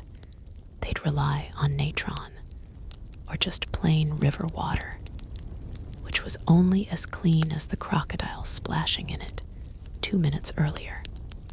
You picture yourself standing knee-deep at the riverbank, trying to scrub a piece of stained linen, while pretending not to notice the fisherman nearby eyeing you with idle curiosity. Some remedies sound almost absurdly desperate. There are accounts, fragmentary and debated, of women inserting small wads of wool soaked in vinegar or wine as a sort of crude menstrual cup. The idea was that the acidity might help prevent odor or infection, though it likely caused more irritation than it solved. And while wool might be softer than papyrus, it also absorbed moisture like a sponge and became heavy and unpleasant very quickly. It's not hard to imagine a weary sigh escaping your lips after the third time in an afternoon. You've had to slip behind a reed screen to deal with it. This leads to another rarely mentioned problem: disposal. Used pads or papyrus strips couldn't simply be tossed in a trash bin. In dense urban areas, they might be buried in a shallow pit near the latrine, or even burned in small cooking fires, though the smell was probably enough to kill the mood in any household. Some women, particularly in port towns, took advantage of the river's current, letting the Nile carry the evidence away. You imagine the water's surface dotted with pale scraps, drifting downstream toward some unsuspecting fisherman's net. It's not the sort of image the travel brochures like to print. For women whose work depended on maintaining a certain image: soft skin, scented hair, inviting presence, these messy, unavoidable days posed a constant challenge. You'd have to double down on perfumes, rubbing sweet-smelling oils into your thighs and belly in hopes of masking any unpleasantness. But oil and linen don't mix well. After a few hours, your pad might be damp and slippery in ways that made you walk with an awkward shuffle, praying your client didn't notice. If he did, he might just assume you'd been drinking before the appointment. A preferable misunderstanding, perhaps. And then there's the social side of it. In some temples, menstruating women were barred from entering, seen as ritually unclean for the duration. For prostitutes working in areas near religious precincts, this could mean being excluded from lucrative crowds during certain festivals. On the other hand, there are records suggesting that in fertility rituals, rare and very localized, menstrual blood was actually considered powerful, and women were paid to provide it. It's possible, though unproven, that some sex workers doubled as donors for such ceremonies. Imagine the awkwardness of negotiating both your rate for the evening and the cost of a small clay jar, all in the same breath. You might wonder, did any of them simply take the days off, retreating to their rooms until it was over? Some did, especially those with enough savings or a generous patron. But many couldn't afford the loss of income. So they carried on, layering linen, adjusting papyrus, quietly managing the discomfort while still delivering the easy laughs, the feigned interest, the practiced touches. And you, walking in her sandals, can feel the constant tension, wanting to be alluring while silently counting the hours until you can rinse and rest. Modern sensibilities might shudder at the thought, but in that world, it was simply another part of life's cycle, handled with the same mix of resourcefulness, discomfort, and reluctant acceptance that characterized so much of ancient hygiene. And as you drift back into that dim, incense-thick room, the bustle of the street beyond, just a muffled hum, you realize. For all our advances in comfort and cleanliness, some challenges remain timeless. Only the tools have changed. You find yourself in the cramped, stifling shadows of an alleyway that snakes behind a row of small, clay brick buildings, walls streaked with soot from cooking fires, and patched here and there with reeds stuffed into crumbling gaps. This is where the less official part of the city's love trade happens, and tonight's focus is on something you might have assumed wouldn't have been an issue in ancient Egypt's dry, sunny climate. The smell.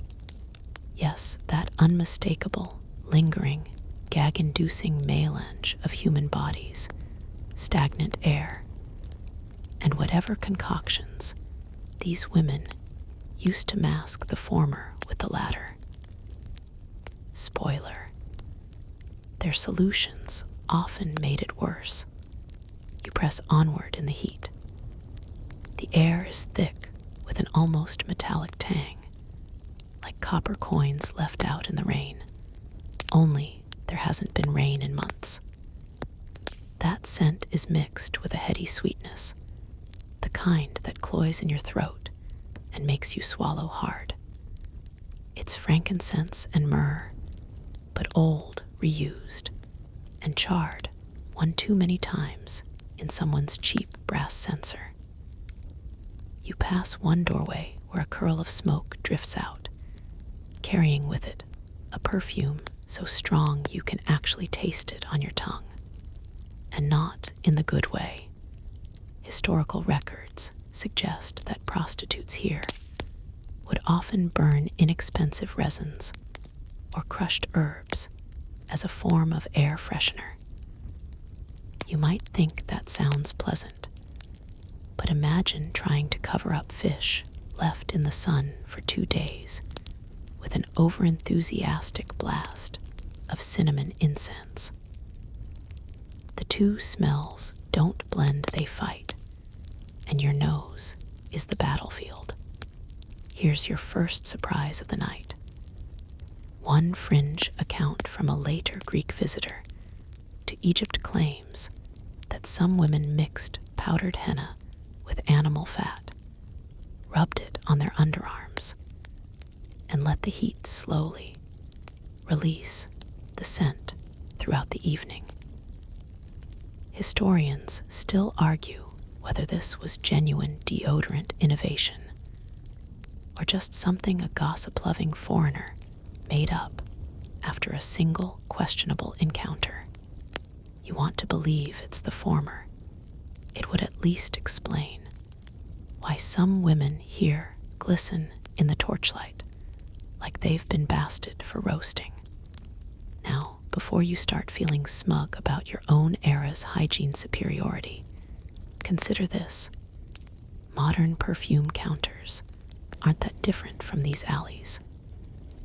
Sure, the bottles are prettier, and the lighting's better, but we're still in the business of layering one smell over another and hoping the top note wins.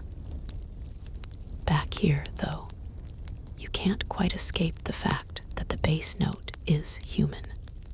You sidestep a puddle, don't think too hard about what's in it, and duck inside one of the rooms. The air is warmer in here, close and slightly damp from the many breathing bodies pressed together earlier in the evening. The walls, made of mud brick, hold onto the day's heat like stubborn old memories.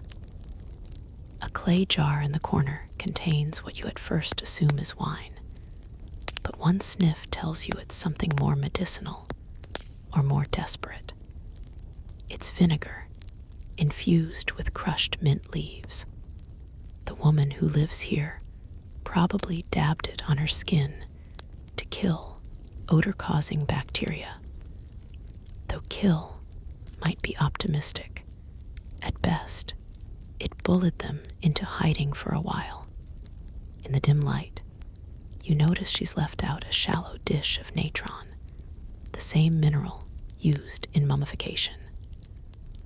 Not for her eventual burial, but for soaking cloths she'd later press to her skin, hoping to dry out sweat before customers arrived. You remember the crocodile dung contraceptive from earlier in the trip and think, this is at least a small upgrade. Though, much like that particular relic of ancient birth control, it's unlikely to earn any awards for user comfort.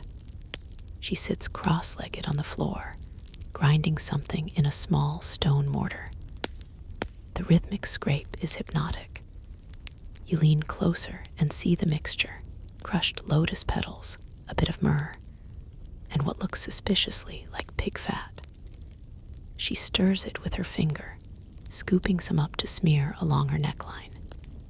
It's her signature scent, a personal blend meant to be memorable enough that a client might return. In the modern world, that's called brand loyalty. Here, it's survival. You think about how scent and status intertwine. The temples smell of pure, expensive Kai-Fi incense layers of luxury no one here could afford. But these women still chase that association, even if their tools are cruder, their ingredients scraped together from market leftovers. It's the same instinct that has people today buying knockoff designer cologne in a plastic bottle, shaped vaguely like the real thing. Back in the alley, the night is deepening, and the scents intensify in the cooler air. The mingling aromas cling to your skin, slipping into your hair, your clothes, your imagination. Somewhere, a pot boils over, sending up a steam cloud laced with garlic and onions from a late-night snack stand. A laugh bursts out from a doorway, loud and a little hoarse, quickly swallowed by the thump of bare feet on packed earth. As you drift further down, you pass a small alcove where a young woman fans herself with a palm frond.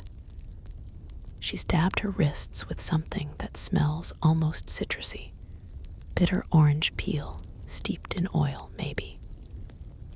You're briefly fooled into thinking it's fresh, clean, until a breeze shifts and reminds you there's no such thing as unsullied air in this part of the city. Still, you give her credit for trying. Historians still debate whether these scent rituals were personal preference, cultural expectation, or imposed by clients who didn't want to be reminded of the realities of the work. The truth is probably a messy combination of all three. What's certain is that the olfactory landscape here is as much a part of the business as the haggling, the negotiations, and the unspoken rules of the street. And so you walk on, breathing shallowly, eyes half closed, not entirely sure whether you're trying to block the smells out or keep them in. Because despite everything, they tell the story more vividly than words ever could. You're still trailing your sandaled feet along the alley, that sluggish, warm air wrapping you up like a too-tight linen sheet, when you come across a quieter corner of the entertainment district. The noise has faded to a low murmur, just the clink of pottery lids, the rustle of woven mats, the occasional cough that's more dust than disease. This is where the more refined workers supposedly keep shop, although refined is a relative term here. If you've been picturing silk robes and perfumed breezes, you might want to file those away under fiction for now. Instead, the women here are working with a different kind of prestige, presentation through paint. You see, makeup in ancient Egypt was never just about looking pretty. It was a ritual, a protective shield, and sometimes, as you're about to discover, an endurance test for the nostrils. The prostitutes who could afford it, or who knew how to charm the right supplier, layered cosmetics as though they were building a fortress on their faces.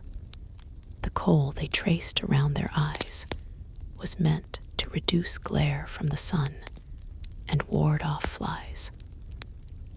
That part sounds practical enough, until you remember it was often made by grinding galena or malachite, minerals that left your eyelids gritty and your tears running black in the heat. You stand there, watching a young woman dip a tiny reed stick into a stone pallet, the tip coated in a slick mixture of powdered lead ore and animal fat. She leans close to her reflection in a copper mirror, the surface so warped it makes her look like she's melting. There's a little smudge on her cheek, and she uses her spit to thin it out. The scent that rises is a complicated thing, half earthy from the mineral, half rancid from the fat that's been sitting in an open dish for days. You'd think this would send clients running, but in a world where open drains ran right past people's doors, this was practically perfume. Historians still argue whether these cosmetic concoctions were genuinely seen as alluring, or whether they were simply a cultural marker, a signal of status, even within the low-status profession of sex work. There's some evidence in temple art suggesting that brightly painted eyes were associated with both seduction and divine protection, two very different marketing strategies, but equally useful in a trade where survival depended on attention.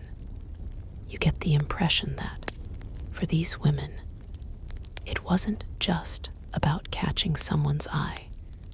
It was about being remembered after a drink-fueled evening when the copper coins had already been spent. As you drift a little closer, your sandals scraping the dust, you notice the lip paste. It's a deep, reddish hue, pretty from a distance, but up close it's streaked with darker flecks.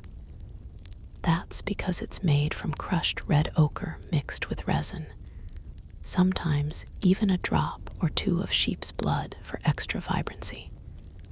In the morning sun, it gleams.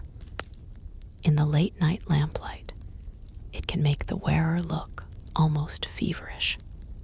You imagine leaning in for conversation and catching that faint iron tang under the resin stickiness.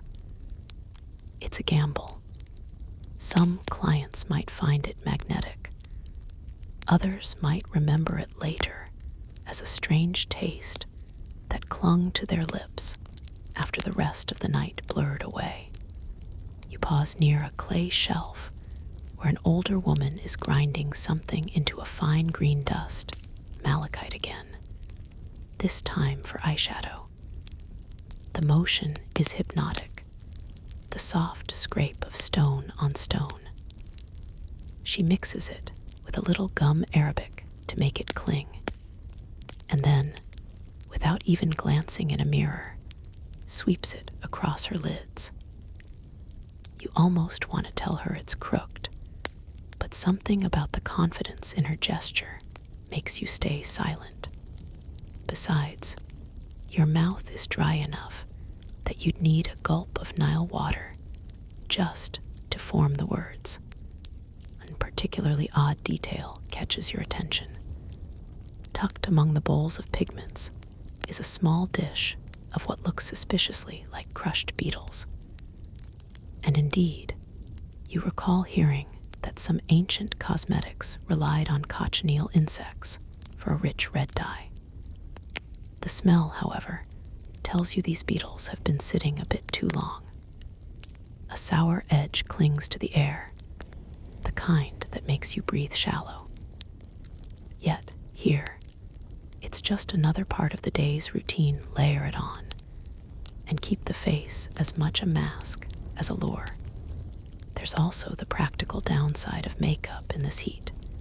It runs. The kohl might smudge down into the wrinkles, the lip paste might harden and crack, and the powdered rouge on the cheeks might cake into tiny lines.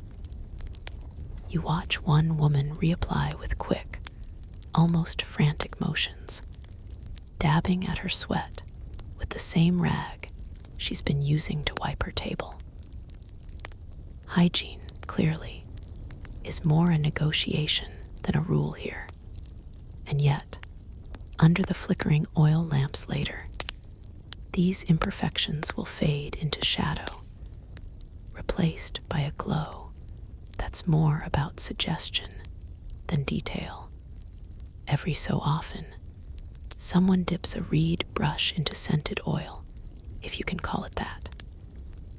It's often made from castor or moringa oil mixed with myrrh or cinnamon. But oil left to sit in open jars under this kind of sun takes on a smell that's less fragrant and more warm pantry. Still, when rubbed into skin already powdered with ochre or galena dust, it gives a certain sheen. The result is a face that catches the light like glazed pottery, something to glance at once and remember, even if the smell tries to make you forget. You realize that what you're seeing is less about beauty in any modern sense and more about armor.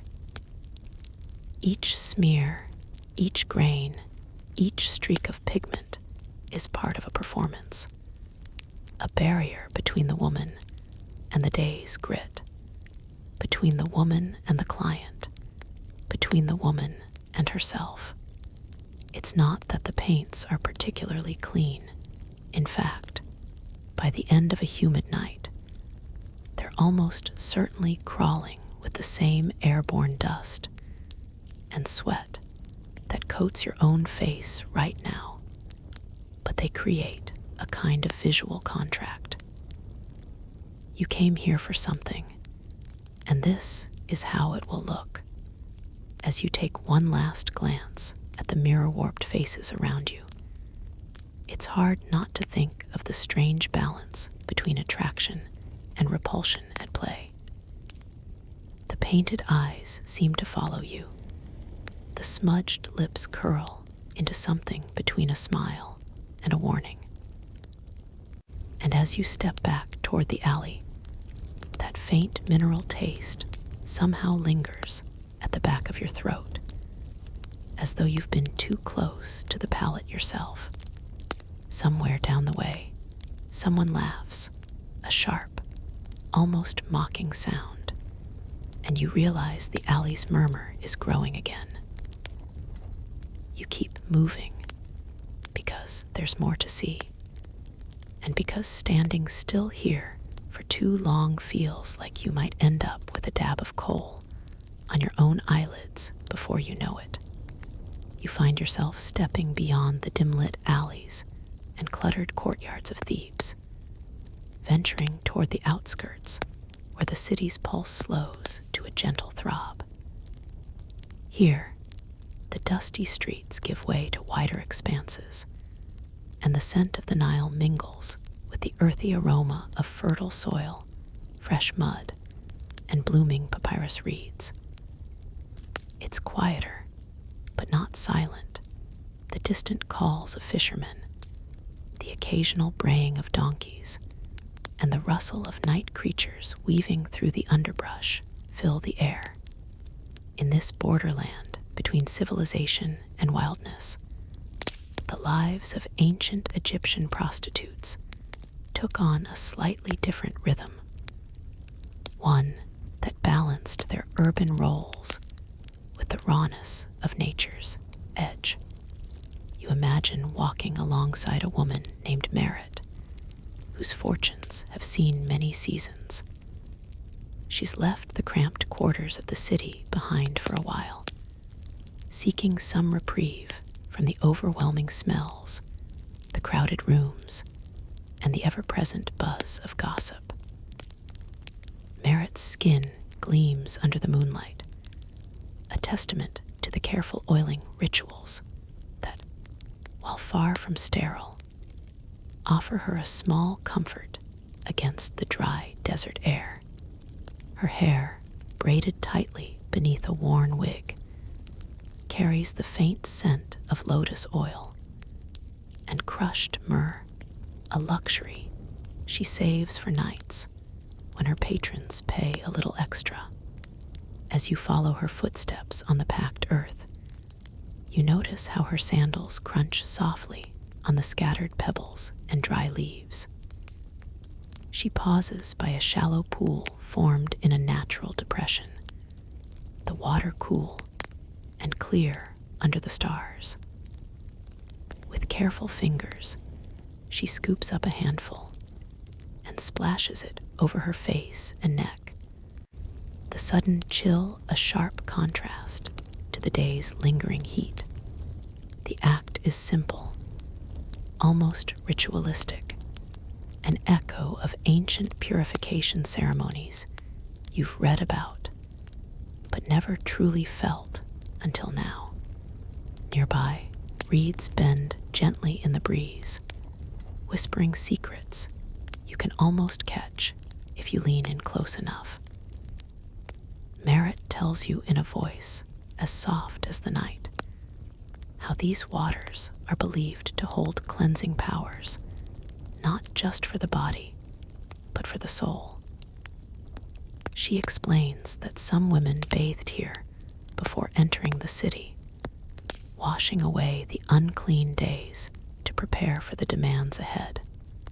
It's a mixture of superstition and practical wisdom, a dance between belief and necessity that threads through every aspect of their lives. You watch as Merit pulls a small pouch from her belt, a collection of herbs and crushed blossoms, carefully dried and wrapped in linen. She dips a few petals into the pool, letting the fragrance mingle with the water before gently rubbing it across her skin. The scent is faint but sweet, like a promise of freshness amid the ever-present dust. It's a fragile shield against the harsher realities that await her beyond this quiet refuge. As she dresses, you notice the worn edges of her linen tunic, the faded colors softened by countless washes in river water. Her fingers work deftly, smoothing the fabric and adjusting the folds, a practice honed by years of necessity and pride. Despite the hardships, there's a resilience in her movements, a quiet dignity that belies the often grim reputation of her trade. The conversation drifts to the challenges of maintaining cleanliness in a world without plumbing or modern conveniences. Merritt recounts the inventive ways women managed using natron salts as a cleansing agent, fashioning makeshift wash basins from clay pots, and relying on the occasional gift of scented oils from grateful clients. She mentions the constant battle against parasites, the ever-present threat of lice, and the rituals of shaving or braiding hair to keep infestations at bay. You can't help but marvel at the resourcefulness required to navigate such conditions. The lines between survival and appearance blur, with each small act of care serving both practical and psychological needs. It's a delicate balance, made all the more complex by the societal judgment that shadows their every step. Merritt's stories take a lighter turn as she shares the little superstitions that pepper her world, a charm here to ward off evil eyes, a whispered prayer there to attract generosity. Some of these seem quaint, others unsettling, but all are threads in the tapestry of daily life. You realize how much of their hygiene practices were intertwined with belief, comfort, and a need for control in an unpredictable environment. As dawn begins to soften the horizon, the first pale light brushing against the reeds, Merritt prepares to return to the city. You follow her back, retracing your steps through the awakening streets, the mingling scents of baked bread and drying fish greeting you like old friends. The cycle of day and night, of hardship and small pleasures, continues unbroken. In this twilight zone between nature and civilization, you've glimpsed a side of ancient Egyptian prostitution, rarely told, a world where survival depended on adaptability, where even the simplest acts of washing and scenting carried layers of meaning. It's a testament to human resilience, to the enduring need for dignity amidst discomfort. And as you step back into the bustling city, the sounds and smells of life returning in full force, you carry with you a new understanding, not just of ancient hygiene, but of the timeless dance between vulnerability and strength, between grime and grace, that shapes every human story. You drift into the end of this strange, dusty trail, the river air warmer now, carrying the night's last sense of lotus, and that faint, ever-present hint of whatever the Nile decided to bring downstream. You've seen enough to know that if you were suddenly dropped into the streets of ancient Thebes with only a coin purse and a brave heart, you'd delast maybe an hour before you started bargaining with yourself about whether smelling like fermented goat hair was truly all that bad. And here, in the far reaches of this narrative, you walk slower, not because your sandals are worn, but because the world is dimming, as though a great oil lamp is being turned down by unseen hands. The alleyways are quieter now. The shouts of traders and giggles of painted women have melted into a background hum, softer than the rustle of papyrus leaves. Even the stray cats you've passed a dozen times seem to be settling, curling into their chosen warm corners. In the golden, flickering light from a doorway, you catch sight of one last image, a woman carefully rearranging her hair, fingers tracing the same patterns they must have traced 1,000 nights, her face unreadable, her eyes holding that mix of boredom and anticipation that you've grown familiar with tonight. She looks at you just once, as if to say, "You've seen too much and nothing at all." Your feet carry you toward the edge of the city, where the open sky spreads wide. Stars shimmer, ancient and indifferent, the same ones those women must have gazed at between appointments, wondering if the gods had time for people like them. The ground under you is warm, and every step feels slower, heavier, not unpleasantly so, but in that way where the weight of the story you've carried becomes almost comforting. You think about the perfumes, the oils, the jars of questionable ointments tucked away for special clients, about the reed mats and creaking wooden beds that somehow lasted decades, about the tricks of the trade that no textbook can ever quite capture. You remember the little jokes, the bitter laughter, the cleverness it took to survive in a place that was both endlessly alive and quietly ruthless. And you realize that even in their most unsavory moments, those women were carving their place into history's margins, messy, imperfect, but stubbornly present. The air cools just enough to make you shiver, though the warmth of the Nile's breath still wraps around you like a blanket. Somewhere, a sistrum shakes faintly, just a few beats, like a sigh that forgot it was supposed to be music. Your steps slow to almost nothing, the path ahead dissolving into sand and shadow. The details blur. Was that a donkey, or just the silhouette of a cart left out for morning? Did the smell of cinnamon drift by, or was it just the last ghost of incense from the city? Your breathing evens out, matching the slow pulse of the river. Your thoughts, once bright and sharp with every odd detail, now stretch into long, gentle lines, each one trailing off into silence.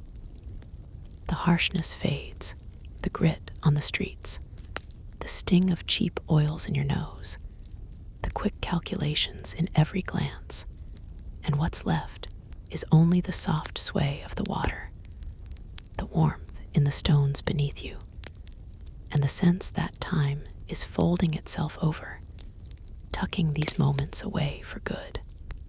You let your eyes close just a little, the sounds of the city now far enough that they might as well be waves on a far shore. Everything is slower, kinder, simpler.